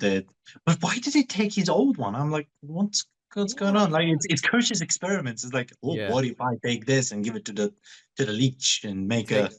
Does he give it to make the a leech, or xenomorph does out he of it? gives it to the baby xenomorph? Doesn't he? Is that what he does? I The think little he opens an xenomorph. egg and takes the xenomorph Yeah, thing out for the face hugger and like chucks that's it in right. some water There's and like a little xenomorph embryo, and yeah. he puts it in with the xenomorph. He puts it in with the lung to see how the xenomorph reacts to living tissue, I guess. I think so. And then it just makes another xenomorph out of that. Yeah. Interesting. Ah, Um, interesting. So Arthur and Dame they tend to Wendy, and then Morrow, who's escaped New Siam, he goes and calls Miss Utani. And I think so. Mr. Utani says something like, "Oh, you knew my grandmother." So again, we were made to think at this point Morrow is old as bulls. That's the fit. That's why he's dead behind the eyes because he's seen some shit. Um, and he insists on retrieve. Oh no, she insists on retrieving the specimens despite being ordered to return home. Oh no, so he insists. yeah, This is when Curly confronts Cavalier about his favoritism towards Wendy, asserting herself to be the best hybrid. I'm the best one. I'll be your mate. Um, and so already cracks beginning to show in the hybrids relate. Sorry, in the simps relationship with each other. Morrow contacts slightly via that little device, and he doesn't threaten him at this point. He's just trying to be his mate. yeah. Slightly, I'll tell you what, you're a legend. I like you. You're a really nice guy. Could Go you, fetch this for me. could you get me a xenomorph, please? Any chance? Just need the one. I don't even need the whole thing. Just give me an egg. Yeah, exactly. Um, Kirsch Tootles. Oh, Tootles was the guy I was trying to remember. He's the one who becomes Isaac. He names himself Isaac, didn't he? So they Mm. dissect a face hugger, introduce its larva into Joe's damaged lung. Um, and this is when Wendy start. And this was weird. I didn't know where this was going initially. This is where Wendy. So we've already seen her kind of like communicate with. electronics and Yeah. like communicate via electronics and stuff like that. And she can turn cameras off and various things. But now she starts to intercept these signals from the xenomorph egg, which are like hurting her. And she walks into the laboratory and like collapses in the lab. I thought, why did no one notice she walked in? Because if someone collapsed behind me, I'd be like, what's going on here? But they just carry on. Maybe Yeah. they've got. Like, Maybe I had the exact same feeling. Like, is anybody gonna just do something about that? I understand yeah, they're all yeah, yeah, robots, but like surely at least prop them up next to the wall or something. Plug them in the wall. yeah, yeah, yeah, exactly. Um, but yeah, then that episode ends. And then we kick off with episode 4, observation. Bearing in mind, weeks between each one for us, so we were like, sorry, a week. Do you know what? They managed time nicely, I think, in this show because like it felt like oh, time's going, things are progressing, things are moving. Like there's a lot of things that we didn't have to focus on. That was like oh yeah, like a couple of weeks have gone by and things like that. We didn't really need to spell that out, but like it felt things are moving, even though we're not part of it, which was nice. Yeah, yeah, yeah. I agree. I didn't feel like. I felt like the length of the episodes was pretty good as well. Um, I feel like the length of the episode and the length of the series is good because do you remember back in the day in the early 2000s when everything was like 24 episodes, like Lost and Prison Break and it was exhausting. It was exhausting. Eight, like this sort of length, I'd say 8 to 10 is perfect for something like this. I'd say like a comedy or something that's like 30 minutes long, I can deal with 6. I agree, but when I watched the new X-Men '97, I I saw what they're doing with the backgrounds, and I was like, oh my god, they're gonna bring old style animations because it's cheaper and quicker to move Yeah. around, and we're gonna have like tons of story. And I was so ready to watch like a long 24 episode season, Yeah. and then episode 10 done. Oh, I was getting into it I want now. some more. Yeah. I know. I think that's probably just because you were used to that from what it was like back in the day, weren't you? Yeah, yeah, Um, probably. yeah. But yeah, I think 8 is kind of good. I mean, this could have easily gone to 10, and I would have dealt. I could have enjoyed it, but I feel like it ends at a decent place. And the No, episode, I think the series did what it needed to do really, really well. I think. mm, episode 4, observation. Wendy wakes up. This is when Arthur's like adjusting her hearing, so Wendy can hear the xenomorph eggs without experiencing pain. So obviously that was what was happening before. She was hearing them and it was hurting her. And then Wendy discovers she can speak the xenomorph's language in a frequency audible to humans. So she does like the thing. I've seen a few comparisons to this. People saying, "Oh, they've kind of like made the xenomorphs, you know, a bit lame that they can talk to her and she can almost control them. A bit like the Velociraptors with the way Mm. in Jurassic World. I get that, I get it, but at the same point, she never really. She's not like it's not like she's friends with them. She's kind of using them to help with the things she But it's wants to also do. I don't know that maybe I'm robot racist, but also she's not one of us. Like, do you know what I mean? Like, Yeah. it's a robot. Like, it's a cyborg. Maybe I'm robot racist. Yeah, yeah, It kind of also is like she's as alien as the alien yeah, yeah. is. That's true. The alien. So the So in alien. a sense, I'm we now given power to something that could still be against us Yeah, with this other thing together. yeah, yeah. Exactly. I know what you mean. So I like the fact that there are a few times when Joe is kind of like there while Wendy is communicating with the xenomorph, and he's a bit like, "Is it gonna get me?" Mm.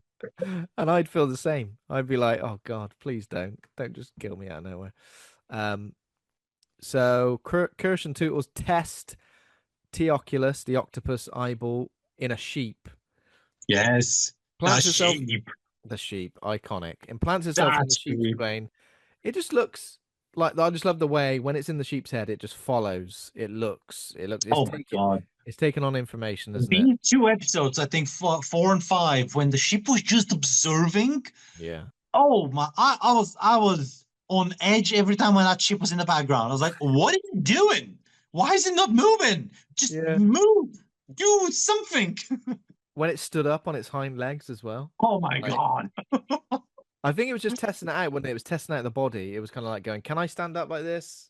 Maybe not." Yeah, But the fact that we find out so much more about its intelligence, Teoculus, is terrifying. It Um, all comes heading into the fly, which is yeah, absolutely I brilliant. can't believe also, and again, I'm jumping ahead to the next episode, but the Teoculus tries to get the Xenomorph at one point, doesn't it? Yeah, it's It's like like, this creature is. I've got no fears. oh, I want to know more about it. You know what I mean? I want to know where it came from. Like, where is it from? Where's this family? Is it a What's its giant fate? planet with just eyeballs everywhere? Yeah, That was so annoying for all of them. yeah. They're all so intelligent, but they can't talk. Oh. I can't go anywhere. This is when Tootles names himself as Isaac. So he's like, I don't want to be one of the Lost Boys. I want to give myself a name. Can I call myself Isaac? And Kirsch is like, yeah, whatever. Uh, Yeah. Kumi Morrow pressures slightly into revealing his real name.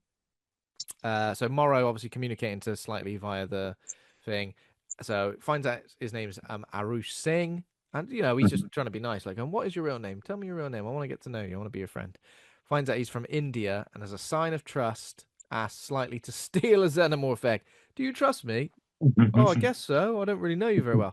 Get me a xenomorph egg. This is when Nibs, unfortunately, starts to have a little bit of a breakdown. She claims to be pregnant. You can't be pregnant. You're a bloody symph. Well, I am pregnant, all right? Becomes violent after Dame Sylvia tries to interrogate her about the rescue mission. Dame Sylvia like goes and presses like a panic button, doesn't she? Yeah. Yeah, it's like, come get them away from here. Yeah, and that would be terrifying, wouldn't it? Like, one moment you'd just be like, "These simps are a right laugh." Next minute, I think they might kill me. Oh God. Um, she gets put under house arrest. Essentially, Nibs does. Um, Joe is kind of like watching everything take place while he's on this island. He sees Wendy's treated as an experiment, and he wants to leave. Essentially, he's like, "I want to get out of here. I want to leave." And that is when. So Atomines, we never said about him. That's Adrian Edmondson's character. He's the kind of like Boy Cavalier's right hand man who Yeah. seems to just do all the business stuff, all the admin stuff. You know. Um, Beats up whoever needs beaten up. Yeah, yeah. He basically says, if you leave, you're gonna get a massive bill for your new lung, and you'll never see Wendy again. But if you stay here and get on the payroll, essentially, so it's almost like the company now owns you. The company has saved your life by giving you a piece of their property, which is the lung. Now we own you. It's I think this little subtle thread that kind of existed like all the way from the beginning where it was opened with like there is five company that rule the world Yeah. and like the word rule the world and all that like all that good stuff and then everybody how they treat their workers and how every worker is kind of dead behind the eyes because like they've given up like what am I going to do go to work somewhere else Yeah. there's nowhere else. What's with the mold people? The people who were like scrubbing the mold around this place? Can we talk about these people? Yeah, When yeah, they yeah, yeah. first showed up, I'm like, oh, that's a nice little detail. And they just kept showing up. I'm like, I total respect for the production and the AD team of putting these people in the background and making sure that exists. If there is a bigger meaning than just a bit of set dressing, I would love to know it. Yeah. Otherwise, it's genius touch. Yeah. I Because was it's kind of terrifying. It's like, oh, like whatever island we're on, it's encroaching on this like yeah. space. It's So we have like to constantly pray it.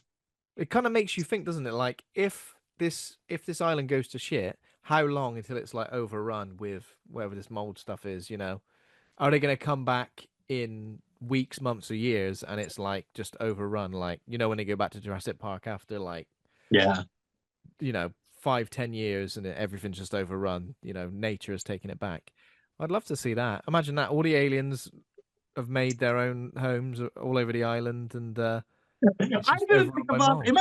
yeah, imagine if like season 2 is just like Jurassic Park with like aliens on the island. We gotta go.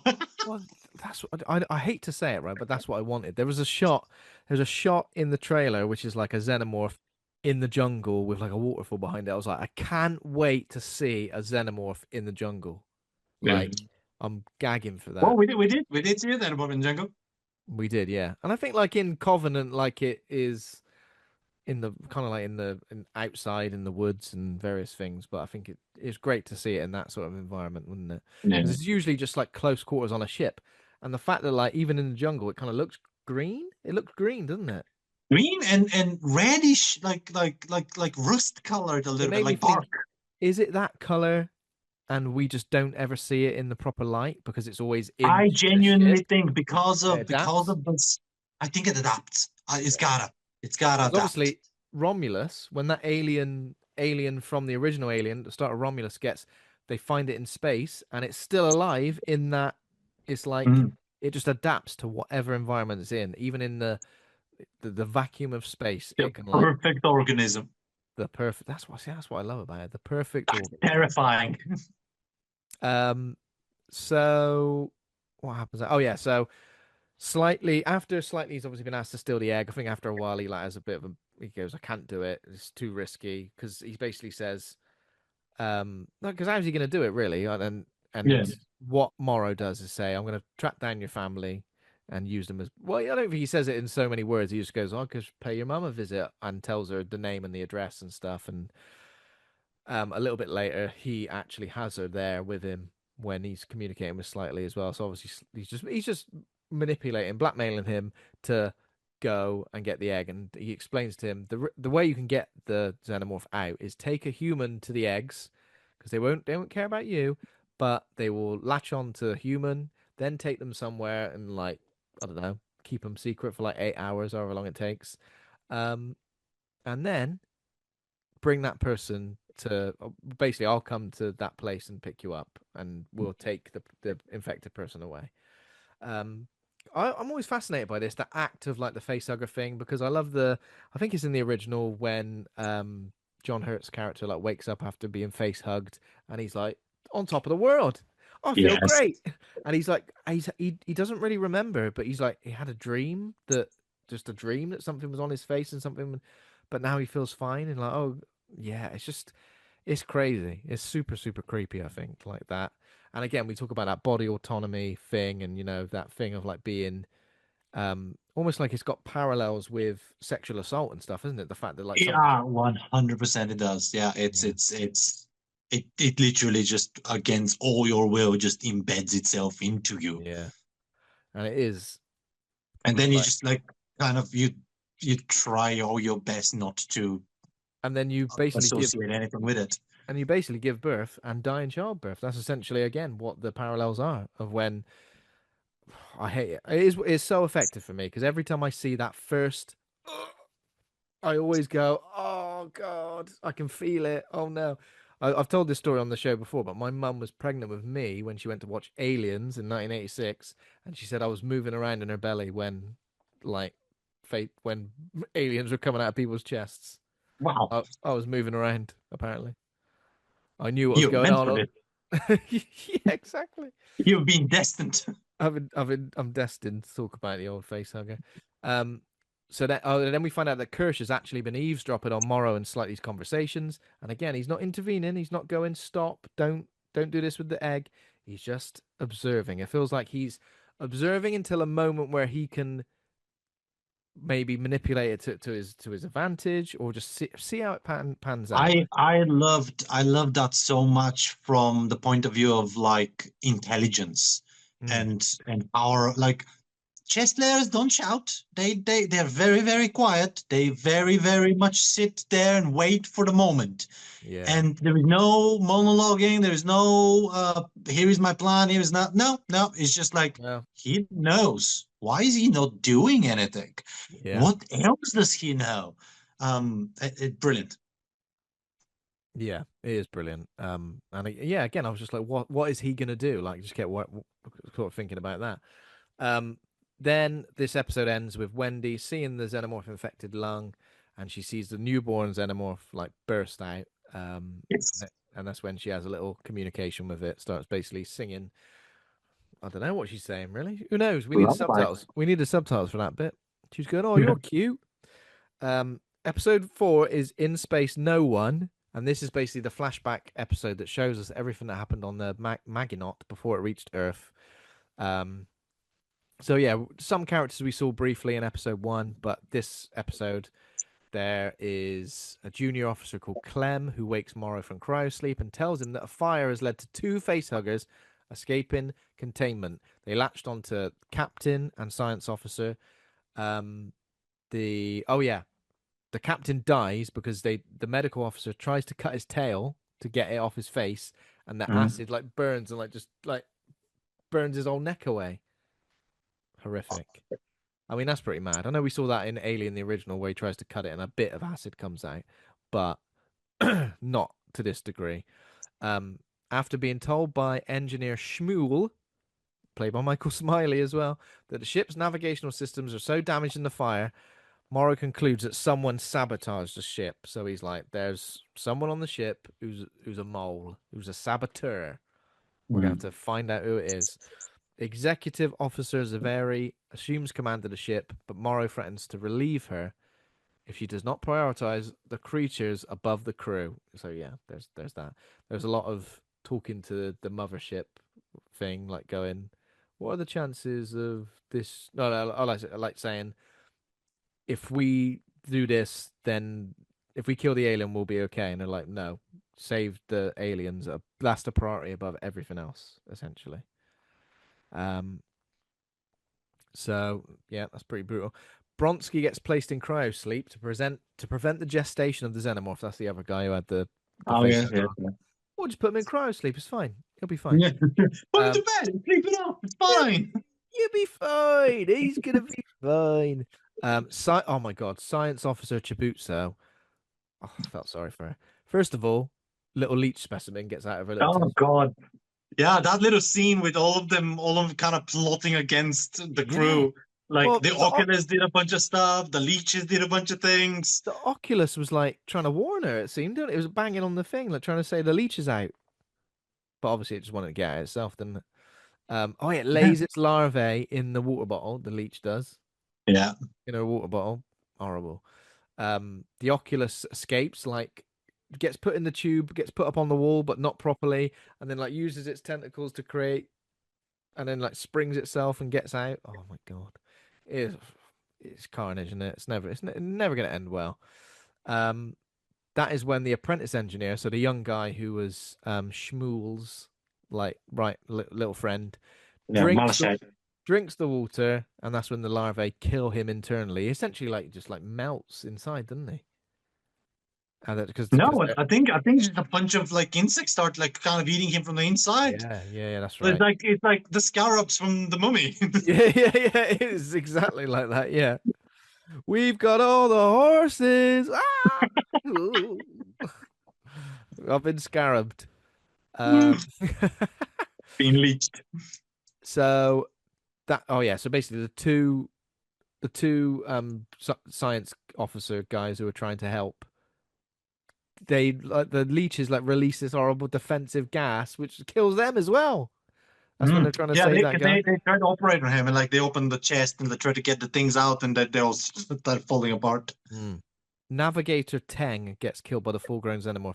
This was the guy who was watching one of them sleep all the time, wasn't he? Oh yes, yeah. Dude. So I wrote a bunch of notes prior to this thing, and the very first thing I wrote was casual creep. Yeah, I thought he was a simp. I thought he was a simp Me because he looked. too. I thought he was a simp because he looks like the simps in Alien Isolation. I think just because he's bald is what I've done there. I made an assumption based on the fact he's got no hair. Um, but yeah, what was going on with him? He was like, "Do you want to go into cryosleep?"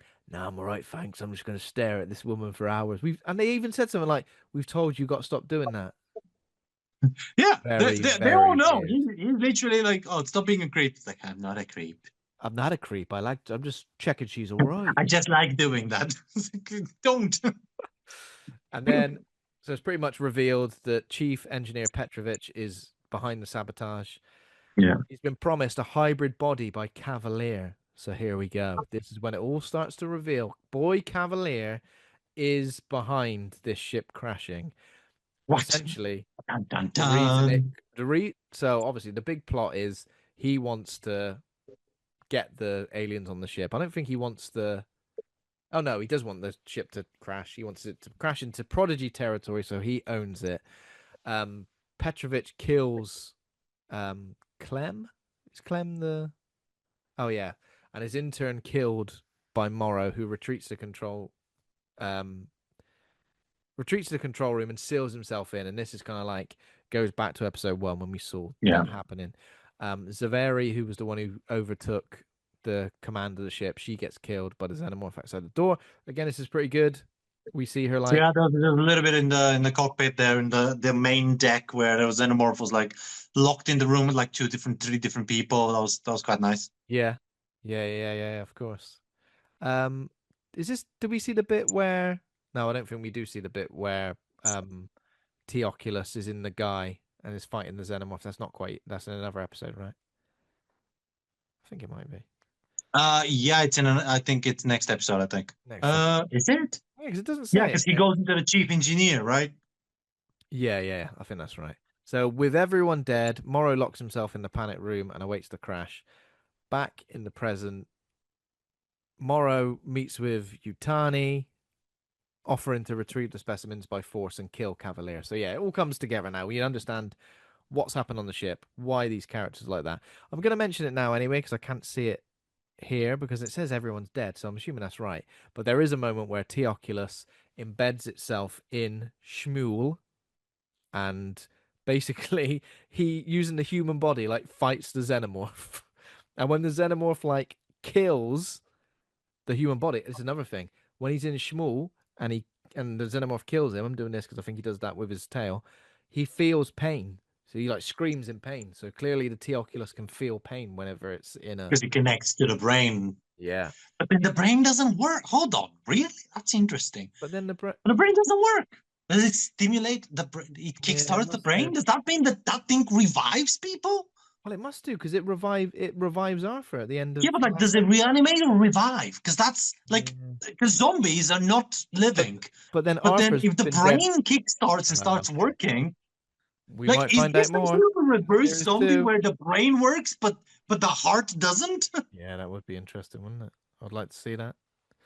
And that's when we see the T Oculus tries to attack the xenomorph as well. It's trying to get into the xenomorph's head. I don't know how it would because of the acid blood and I stuff. love this little guy. It's Where like, is it? give him a xenomorph. Give him a bloody xenomorph. He just wants one.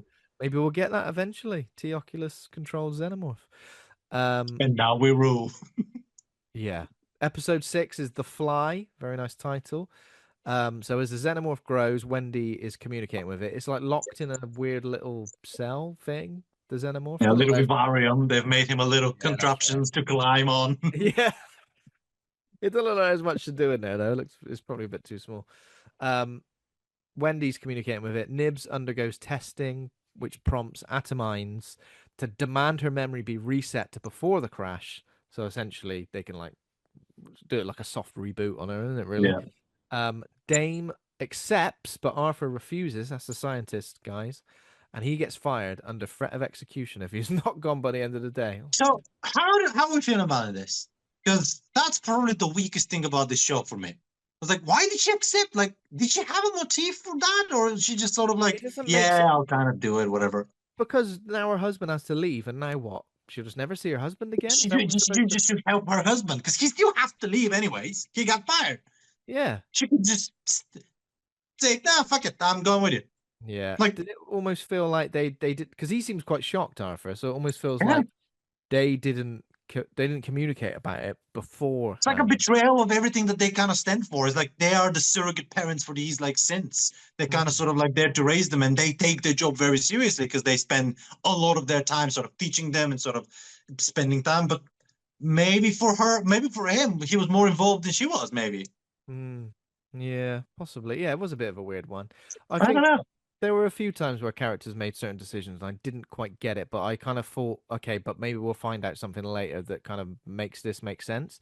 We didn't necessarily get that with everyone, especially with Dame's character, Mm. but maybe we will later. I don't know. I know it's difficult to say, like, oh, maybe we'll get in the second series or whatever, but I don't know.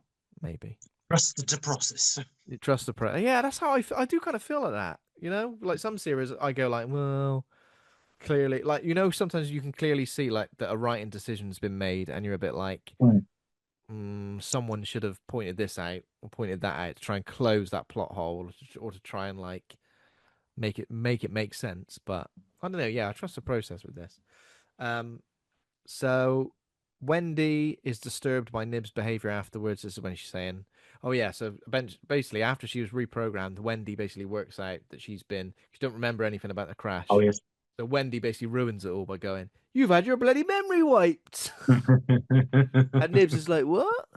Nibs at this point is regressing more and more into this childlike thing because she's got like a little toy, uh, what is it, like an ostrich or something like that? Yes, yes. Emu, and she's kind of like loving it.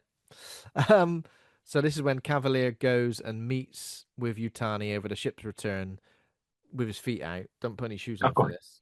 Classic, Puts yeah. his Yeah. feet up on the table and basically like it says here outwits her, but I feel like he's just being a demanding little shitbag, really, isn't he? And again, I don't feel any like I don't feel sorry for Wayne Utani in this situation, but the way it's manipulated by Cavalier is kind of annoying. Basically says 20 billion in damages, and I keep the specimens for 6 weeks because they need to be in quarantine. Mhm. And you're like, Procedures, baby, procedures. procedures, baby, exactly, yeah. Which is Company policy, we're looking into it. yeah. Um, okay, so after that is basically when he walks off, and I think you can tell at this point, Morrow's like, I'm gonna kill him. Just say the word. Just say the word. But I'll stick him right now. I'll get me old cyborg arm and do him in. Um. Okay. So what happens next? We go back to the island. Then we go back to the island. Kirsch. Oh yeah. So Kirsch asks Tootles to feed and water the specimens while he's away. So he's away Oh with yes. Boy Cavalier and everybody else. You know, doing this Wayland Utani trip to get it all sorted. And this is when he goes in to feed some of the specimens with like the specimens that eat non-organic material, the flies. And that is when the T. Oculus sheep is watching him, headbutts the glass, which surprises him, and he falls down, locks himself in the same cage as the fly creatures. And these fly creatures, That fucking goat. That that sheep. that That sheep, sheep. he is such a Absolutely. Like it knew what needs to be done and it did it and it observed and terrifying. terrifying, yeah. So also, um, Yeah. this is when the fly creature vomits its horrible acid all over poor old Isaac. And I think this is the first moment where we go, oh, they can die. Even though that is obvious they kind of can. We've seen that before in lots of different alien media with Bishop getting ripped in half, Yeah. etc., etc. What do you say, die? I did kind of think, do you reckon I got a backup of his like soul of Mhm. his Yeah. program somewhere? But it didn't seem like they did because they didn't. I think Boy Cavalier said something like, "Can we reboot him?" or something like that, and Kirsch is a bit like, "No, that is it. He's done." They feed on his body. They eat his face. They do. They do. The bloody flies. Slightly at this point tries to lure Joe to the air. I knew he was going to go for the brother. I knew he was going to go for Joe to try and lure him to Yeah. the alien eggs. But Joe is just like, nah, I'm actually going to try and leave. I've had a gutsful. I've had enough of this place. He goes and visits Arthur and basically, like, secretly says, I want to leave. When can I leave? And Arthur makes out that he's showing him something on the screen, but what he actually does is deactivate Wendy's tracking device and gives Joe a boat Deactivates code. all of them. He deactivates all of them. You're right. You're right. Um, he gives them a boat code as well. Yeah. No, and this is when he notices that Tootles is disconnected. Obviously because he's been eaten by the flies. He goes to the lab, accompanied by Slightly, and this is where Slightly's getting. I feel like Slightly's getting desperate at this point. He's just like anyone will do. Mm. I thought maybe he's gonna get like one of the soldiers or maybe like one of the mold cleaning people. I don't know, but it was obvious. It was obvious it was gonna be a main character, wasn't it? He opens the cage of xenomorph eggs, locks Arthur in, and this is when the facehugger gets onto him. Kirsch is watching this through security cameras the whole time. Doesn't I tell know. Cavalier. He's just like, No. this is great. This is great entertainment. I'm loving it. And then slightly hides along with Arthur's body in an air vent as the flies leave their cell. So, you know, everything's escaping at this point. It's not good. Um, Episode 7. And I mean, at this point, 7 episodes in, I'm still along for the ride. I'm not or at any point am I thinking I don't like something or I'm not enjoying this. I'm just like, give me more, give me more. I'm enjoying it. I love Shmi, 100%, 100% as you well. agree? Smee discovers slightly hiding incapacitated. Jesus Christ, struggling to say that. Incapacitated Arthur under the Yeah. bed, just under the bed. Oh, who's that under Seriously, there? where else do I put him? What's that on his Where does one face? keep their bodies? Oh yeah, yeah. What's that on his bloody face? Don't worry about it. Yeah, don't worry about it. That's the thing. Like the fact that they're so childlike and just like that's the thing. I never thought for a second that Smee was going to go and dob him in, and he didn't. He just Yeah. he helps him essentially. Convinced him to deliver Arthur tomorrow on the beach. So Morrow is arriving with various Weyland-Yutani soldiers onto the island to basically steal the specimens, and I think sabotage the island, sabotage all of the to get all the creatures out, or at least mean I think they want the xenomorph, but the other ones I guess are expendable potentially. Um, Security resecures the lab specimens. Um, Wendy is disgusted by Cavalier's attitude towards Tootle's death, Isaac, and convinces Nibs to join her and Joe in escaping the island. So they become a little trio of escapees, don't they? And that's when they Yeah. go off into the jungle. Before they go out there, Wendy hacks the lab system, releasing the grown xenomorph, and then we see on CCTV footage of it rampaging through the lab, and then it gets out into the forest. And I was like, at this point, I was like, oh, it's on. This is what I wanted from the whole show, essentially. Like, because the xenomorph just in labs and in confinement, and we've seen it. We've seen xenomorphs in being studied by humans in Alien Resurrection. We've seen them underwater in Alien Resurrection. We've Yeah. seen them. We've seen them in like on a prison planet in Alien 3. We've seen them like I guess in the woods in various field scenarios in Covenant. But yeah, I just really wanted to see. Essentially, what I was wanting was, and I know I've mentioned it like 10 times already, but I just wanted Jurassic Park of Aliens. That is what I wanted, and yeah, we kind of get it, don't we? Oh, we get it. Daytime like gore and murder. It's a different type of horror. Do you know what I mean? Like Yeah. it's very comic book like. It's just Mm. like it's so much of it, and it's just like noon. Yeah, it's just noon. There's like a shot from above, isn't there? Like a bird's eye view shot of you see the alien like ravaging some soldiers and then just running off. Yeah, I quite like that shot. I was just running around like a dog to the compound. Yeah, exactly. Exactly. It's good fun. Um, so Kirsch finds Slightly and Smee carrying Arthur's body, but helps them take a faster route to the beach. So again, what is Kirsch? Yeah. What is Kirsch planning? What What does is he Kurt want? doing? Um, Outside, Arthur awakes. There's a funny moment where they put him down and they turn around and he's gone, and they're like, They "Oh lost the God, where's body. he?" Yeah, what happened to the body? He wakes up. He's just like, "Where are we? What's going on?" They pretty much say to him, "There was a fire." They say it was a fire or an evacuation or something, and we There was an accident and they're and evacuating. we helped you. And he's like, "Oh, I should probably thank you guys then. You saved my life." And they're like, "Yeah." This way, please. This way, please. I mean, it's just a series of bad decisions. And then obviously the xenomorph bursts from his chest before they even get to Morrow and runs off into the. And I think at Classic. that point, Smee like realizes the extent of what they've done because he was initially like, I "Oh think my, they both realized, like, hold on, we didn't know there's gonna be more than the face hugger. Like, yeah, we like didn't know they there was going to in be their that many." mind, they kind of like kid, they kind of succeeded. The only thing they had to do was just like walk the path. But now it's like, oh my god, there is more. Oh no, we fucked up again. Oh shit. Yeah, yeah, I know exactly. It's pretty messed up, but poor old Arthur.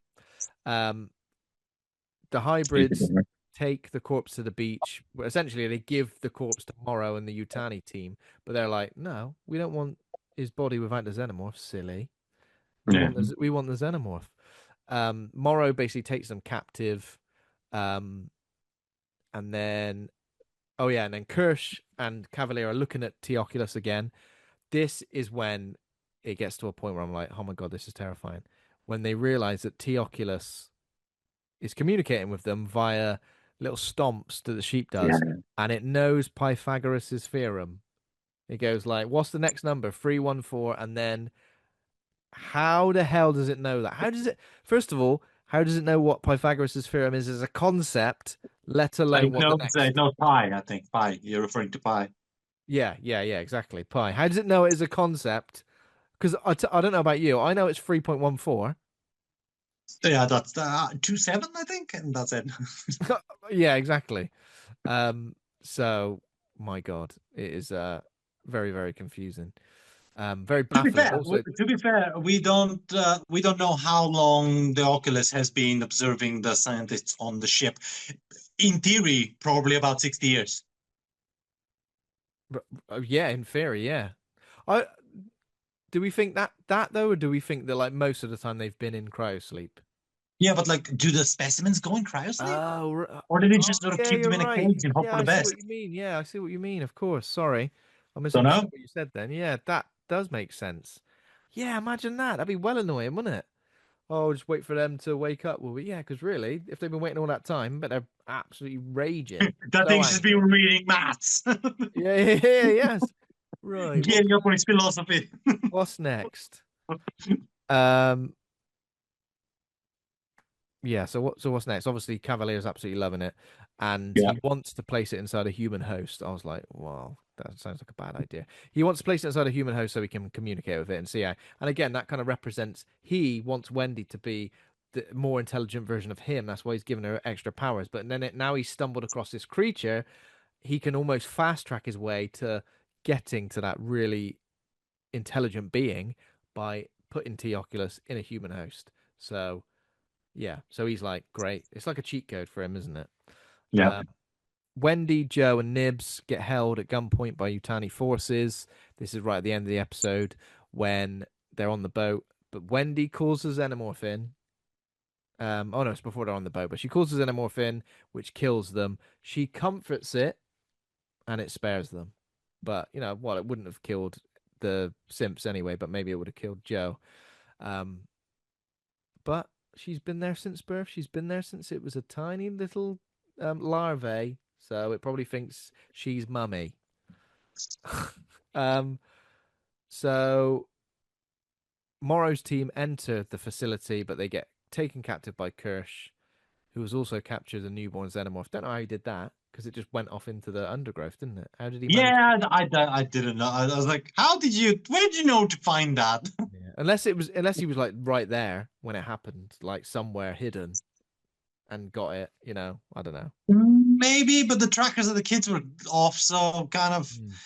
we'll give them that one. Do you know what I mean? Yeah. Um. So yeah, we'll give them that one. I guess they could get away with that. So yeah, so basically captures all the Yatani people, including Morrow, and then this is when Wendy, Joe, and Nibs reach the boat. They get intercepted by Neverland security, not Yutani, and this is when Nibs goes nuts. Yeah, Nibs freaked out. Nibs goes off. She hisses. She like rips people's. Is it like people's throats out? Rips people's throats Yeah, out. she did. Yeah, she pulled out a tongue or something. Yeah, and then Joe like incapacitates her with, I guess like a sort of shock stick, whatever that thing is. What thing am I thinking of? Cattle prod type thing. Um, and then a shocked Wendy scolds Joe, but then the xenomorph is watching in the distance. Mm. And then we get to the finale, which is called The Real Monsters. I wonder who they could be talking about in this particular thing. And this is where the hybrids have taken over, essentially. They've imprisoned. No, sorry, they haven't taken over yet, but they do take over. Not So yet. the hybrids have been imprisoned in a cell. Joe and Morrow are in another. Wendy uses her abilities to block the facility's cameras and communications. Um, she's like angry at Joe because he shot Nibs, like incapacitated her, believing he chose to ally himself with humans instead of her. I think he was just protecting them, wasn't he? Because he thought if she kicks off, they're going to kill us all. Oh, 100%, 100%. But Yeah, again, kids, they don't understand exactly what's going on. They kind of sort of go with the first thing that's in front of them.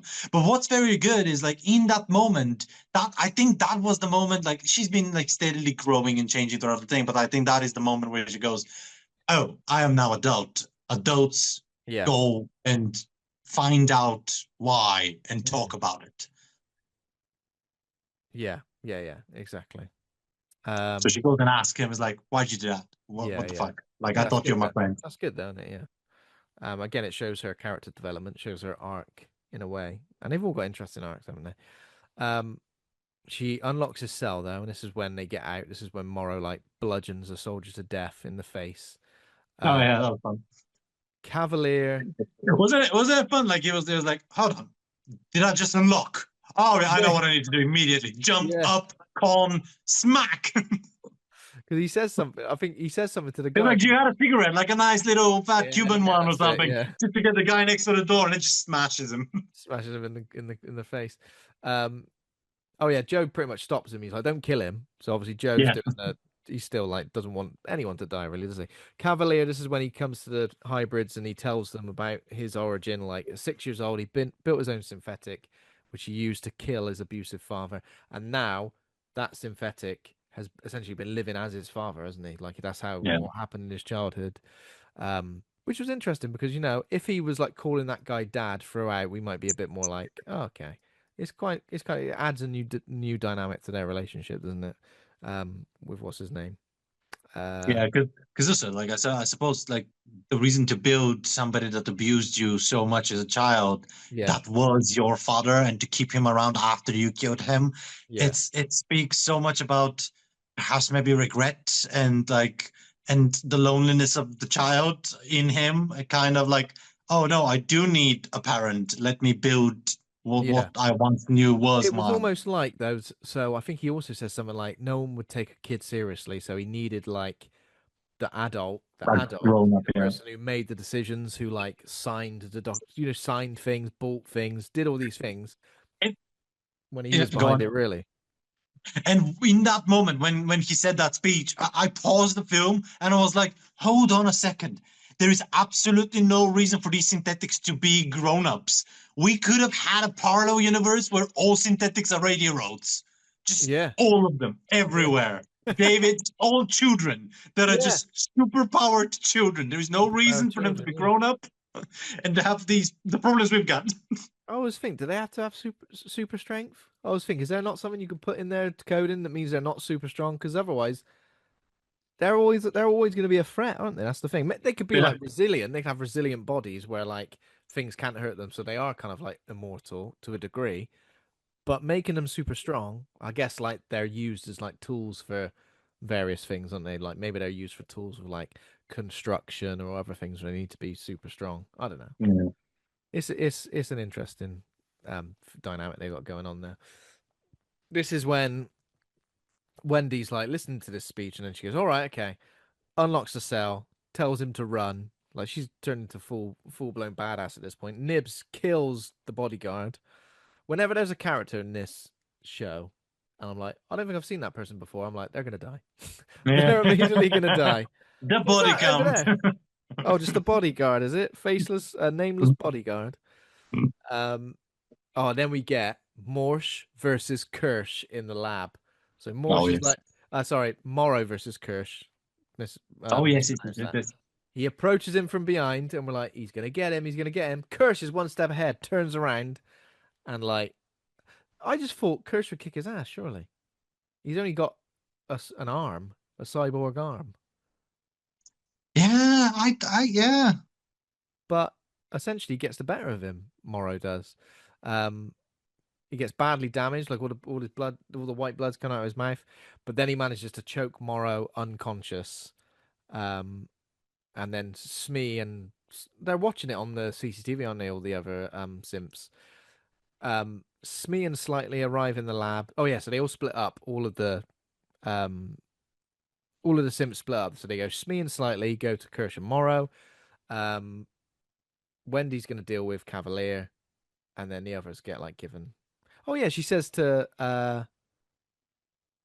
one of the other ones, oh yeah, and you deal with the soldiers. I was like, that's a much bigger task for one. You two go to these two. I'll take this one person. You deal with all the soldiers. Excuse me? That's not fair. Who made you? Who put you in charge? Yeah, this is a group project, and I'm being given the most difficult task, for God's sake. But again, at this point, I think there was a bit before where Curly was kind of resenting Wendy a little bit. He thought she was the favorite, but I think now Yeah, she's kind of understood, and I think she even says something to Cavalier like, "I thought I was the favorite," and he's like, "Did I say that?" yeah. I think she realizes actually, she's better off aligning herself with the other simps in this scenario. Um, so Nibs captures Dame. So Dame's still knocking about. She's still around. She gets like terrorized by an iPad at one point, doesn't she? Oh yeah, yeah. So Wendy's like messing with her, like obviously putting messages through various things. Oh yeah, so it's like footage of Wendy when she was a kid before she went through the procedure, saying, "Will it hurt? Will it hurt? Will it hurt?" And she's terrorizing Dame. Um, this is a pretty good scene where Atom lures Joe into Cavalier's room. As soon as I saw that thing, which Oh Teoculus yeah, is in, open, he's to be fair, quite a good idea. He immediately gets in the thing, doesn't he? He immediately gets yeah. in the little storage unit. But yeah, one-on-one with Teoculus, pretty brutal. But Wendy turns up and saves him, and this is when it's officially confirmed that Atom is synthetic. I don't think I didn't see it coming. To be fair, I don't I mind. didn't either. I I don't didn't mind. either.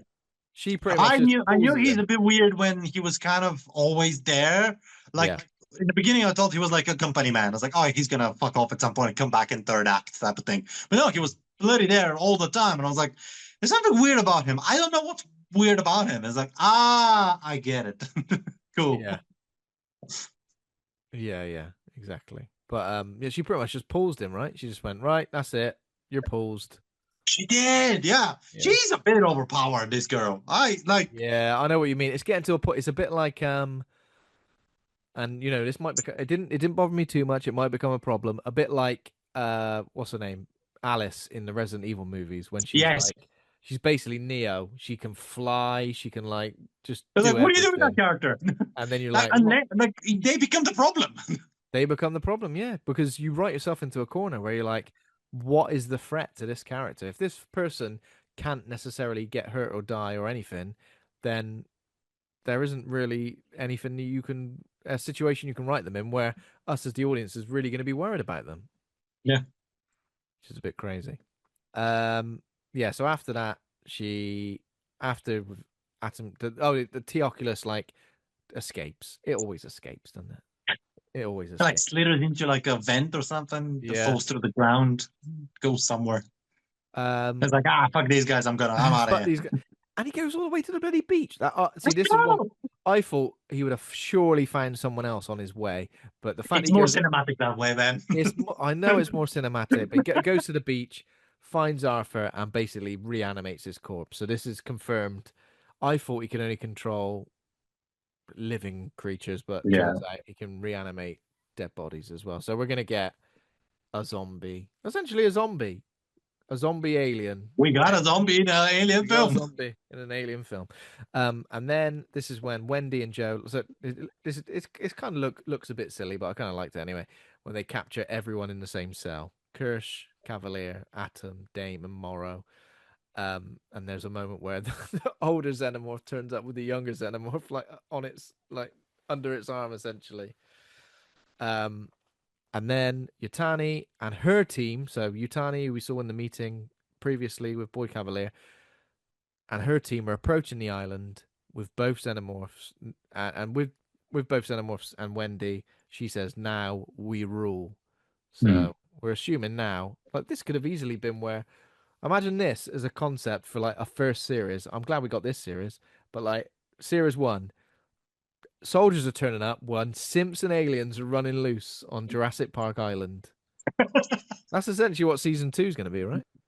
That's exactly what season 2 is going to be. And there we go. That's it. That's the end. That's the end of the And finale. that's Alien Earth. That's Alien Again, Earth. I saw a lot of people saying it wasn't a great finale, but I feel like It It was a didn't. bit cheesy, like Now We Rule. I get it, but also like a lot of '80s things, a lot of '80s flicks, like Terminator. Terminator is filled with cheesy lines, and the cheese is epic. Do you know what I mean? Yeah, I didn't. I didn't hate it. Well, But that's probably a people wrong really didn't like the fact that like she can control the xenomorph. But also, does she control, or is it like a symbiotic thing communicating where with. like the Yeah. xenomorph is giving until it can take? Well, also, no one's really ever communicated with the xenomorph, so finally someone can. Like, Sure. maybe she's. And the thing is, if it was human, then if someone human was communicating with the xenomorph, you'd be like, what does the xenomorph gain from not attacking and killing it? You know. But when it's a synth, it doesn't. It obviously doesn't see it as a threat because it's a machine. So Yeah, is communicating with it. Like maybe the xenomorph, in a way, in a similarity to Kirsch, is just curious. Just thinking what would happen if I did start communicating with these people, not people, with these machines. So yeah, yeah. yeah, there we go. It's obviously not the standard thing we kind of do on this show where we talk about a film and then sort of play by play. We've kind of gone through every No, episode, but not understandable, but like I'm very glad you got me on because literally I was watching it and I texted you and I'm like, yeah, guys, we need to sit down. I need to nerd out with somebody because like Ruby hasn't seen it just yet, and a few people that are waiting to get the whole series out, and I'm like, guys, I need to talk with somebody about this. This is just too good. The it's just too editing, the good. costumes, the performances, absolutely fantastic. But also the press tour, like whoever's styling these Yeah. actors for the press tour, delicious. Like the suits, the some of Wendy and Nibs, some of the Nibs costumes that they put her in, Mm. they're fantastic, absolutely Mm. spectacular. That show is well done. I think the music's great as well. So it's talking about the Oh score. yes, The yes. score by Jeff Russo. I think it's getting a vinyl release soon in December, I think. But obviously, each episode ended on like 90s grunge, rock, metal, alternative songs.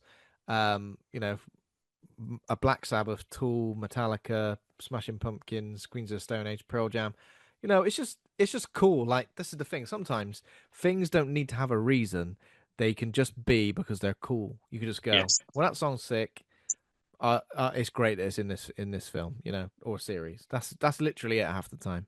Um, in terms of the critical response, it does seem like fans of it are more pleased than critics. But it's rare that a TV show, especially a TV show developed out of such a big property, is gonna have like universal acclaim. Um, like I can't remember like the last thing I maybe watched because I feel like with TV shows, I do struggle to commit to them just because of I've got to sit down and watch something for an hour every week. I do Yeah. struggle to commit to that. I think the last thing I watched week on week was the Watchmen TV series, Oh uh, yes. which I loved. I really loved that. And again, I think Same. it's just because of an existing property that I love the world of, and I just want more stories of it. It doesn't really. I'm not always that bothered by some of the decisions, the narrative Mm. decisions, the decisions of characters. I'm just enjoying being in this world and enjoying seeing the xenomorph and other aliens and these characters. Um, so yeah, apparently work has not begun on the second season currently. Um, Yeah. so I say, come But on. I think the second season is confirmed. It is confirmed though, yeah? I think so. I Okay, think okay. It'd be strange if it wasn't confirmed because I feel like this is done well. I feel like a lot of people are streaming it. I don't know about in terms of the stats, but and it's getting Metacritic average score 85 out of 100. Oh, That's it still hasn't been confirmed. it No. still hasn't been confirmed. Okay, No, yeah. well surely it should be. I'd be really disappointed if they didn't People go are through. very confident about it, but I suppose they were evaluating because like it came out last week, so I suppose like they're still rolling Yeah, the numbers. well there we go. We're bang on it, talking about it already, aren't we? Yeah, Uh, literally. but I look forward to a second series to see what they do. I feel like a second series. Let's spend some more time on the island. But maybe we can open it up into the world and go to some of these other corporation owned areas like Whalen Yutani, and maybe they do take the xenomorph back to their headquarters for some reason. But if you do want to try and tie it to the world of Alien in some way, because it's only 2 years before the events of 1979 Alien, let's do it. Let's not have an animated version of an actress or actor of an actor from that film in this show though, because I feel like that was the thing in Romulus that really did kind of take me out of it. Oh yes. Let's just get some people. If you, I don't mind putting characters, already established characters, in this world, but let's just get a lookalike. Yeah.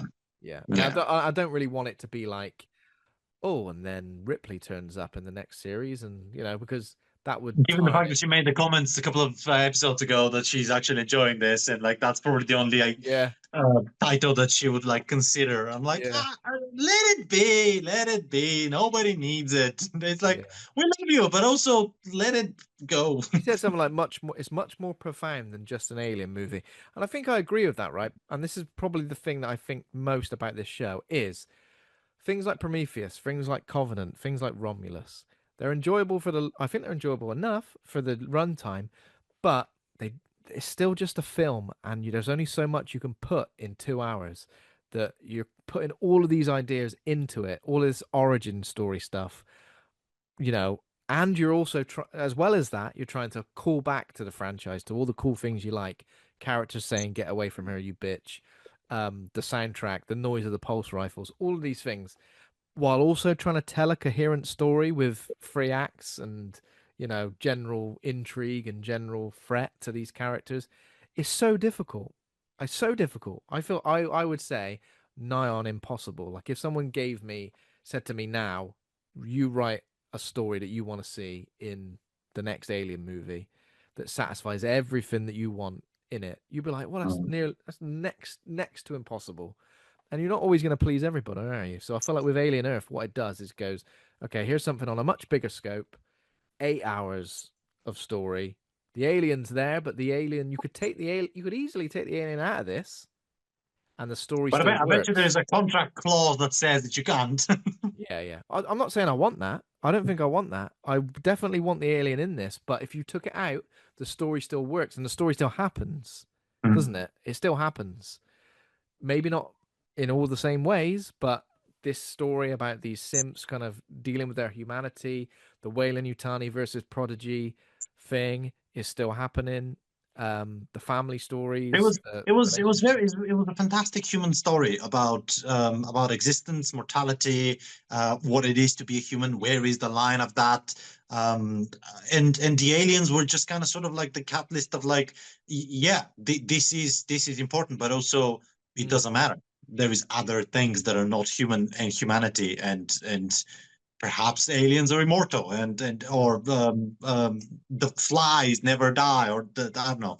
Do you know what I mean? Like all the problems that the humans and the synths had pale in front of the aliens, which yeah, again, we've got aliens and we still have all of these like so earthly humanly problems. yeah. But that's the thing. I've seen a lot of people complaining about that. A lot of people saying that show should have been called Simps. That you could take the alien out, it doesn't matter. But I'm like, yeah, but that's how like a good story should still work even if you like remove some key elements of it, shouldn't it?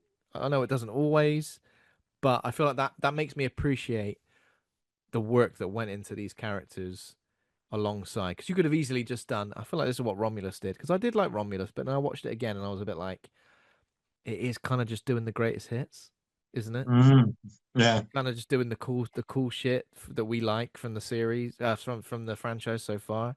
Whereas this show, I think it does go like if anyone said at any point in this show, You know what my favorite thing about Romulus is?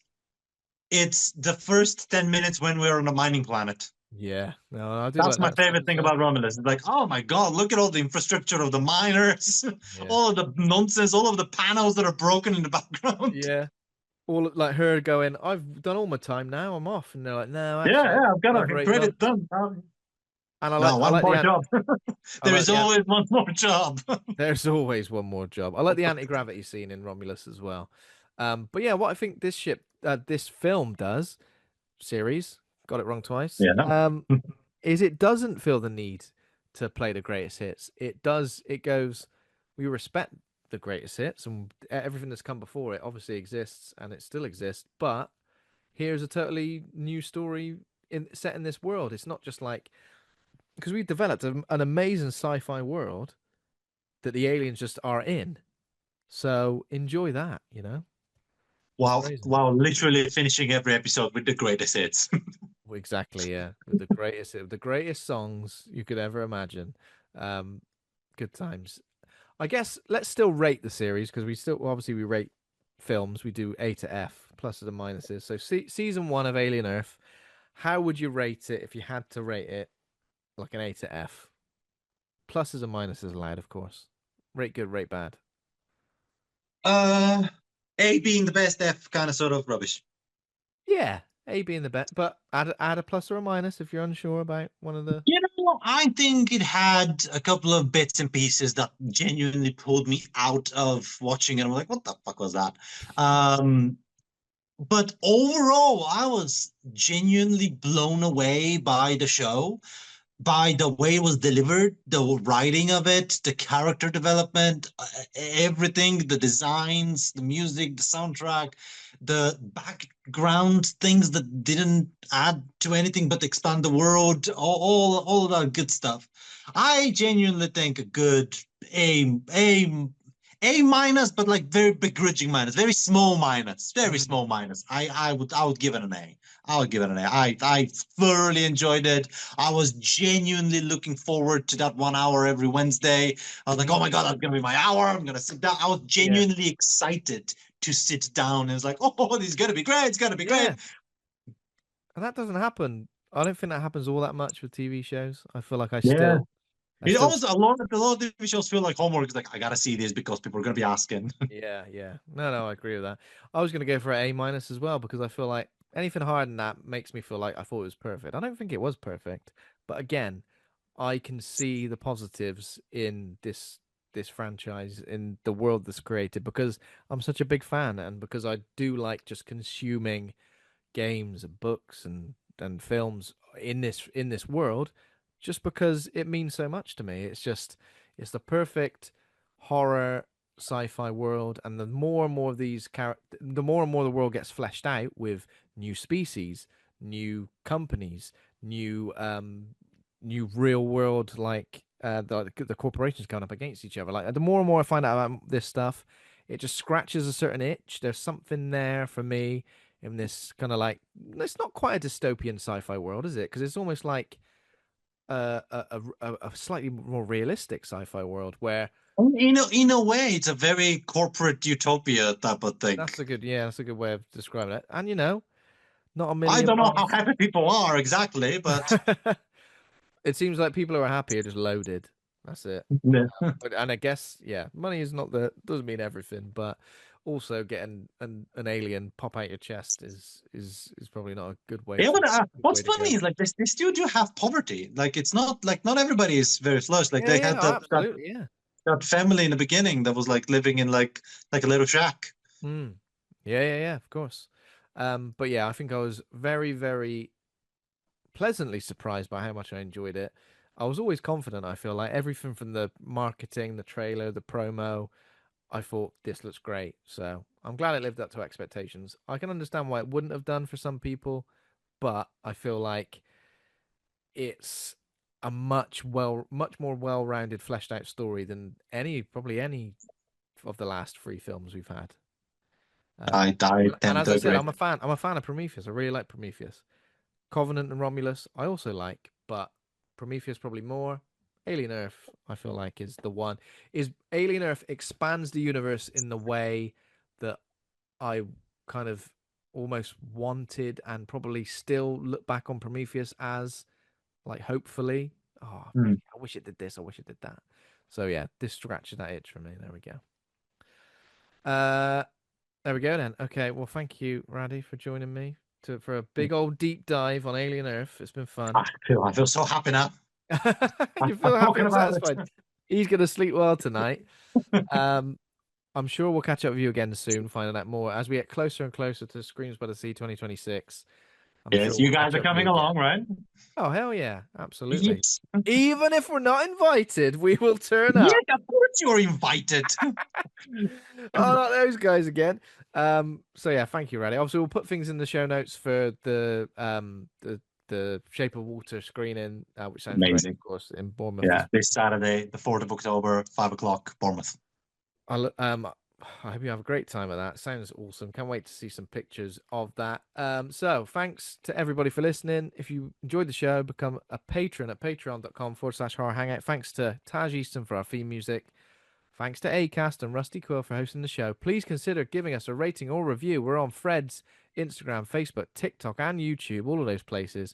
horrorhangout.co.uk for everything in one place. Next week, we're talking about a new release. Is a movie called Him, and Terrell Graham's joining us for that one. But also, our October lineup is now out. So we're talking about Him, then we're talking about Good Boy, then Black Phone 2, and then we're wrapping things up with Forbidden Worlds Film Festival at the end of the month. We're talking about the movie Razorback. That is about a big old killer, scary boar. So, I'm hearing really good things about Black Phone 2 from Fantastic Fest. oh yeah, yeah, well, yeah. Fantastic Fest had so many amazing screenings, didn't it? Yeah. Oh my God, I am so jealous. I had so many good ideas. Yeah. At There some we point, I go. want to do wrestling. Yeah. Screens but I see wrestling matches. This sounds right on my street. Where can our listeners keep up to speed with you and Screams by the Sea, Raddy? People can stay updated with everything Screams by the Sea on screamsbythesea.com. They can find us on all of the social medias. We are mostly on Instagram. We are starting our little Discord. So if you drop us a message or search Screams by the Sea, we're starting our little Discord so we can keep people updated with everything that's happening. People can find me, Radi Nikolov, on Instagram and on Blue Sky as well. That's where you can stay updated with things. We've got a mailing list, and all of the good stuff are in the information bar on our website. Amazing. Very thorough, Raddy, as usual. Let me put all of that in the show notes, so go and check it out if you can. But thanks again, Raddy. It's been a pleasure. Great to catch up, and see you very soon. Absolute pleasure, guys. Thank you so much for having me. Take care. See you soon. Bye-bye. Yeah. Don't get a bloody face hug.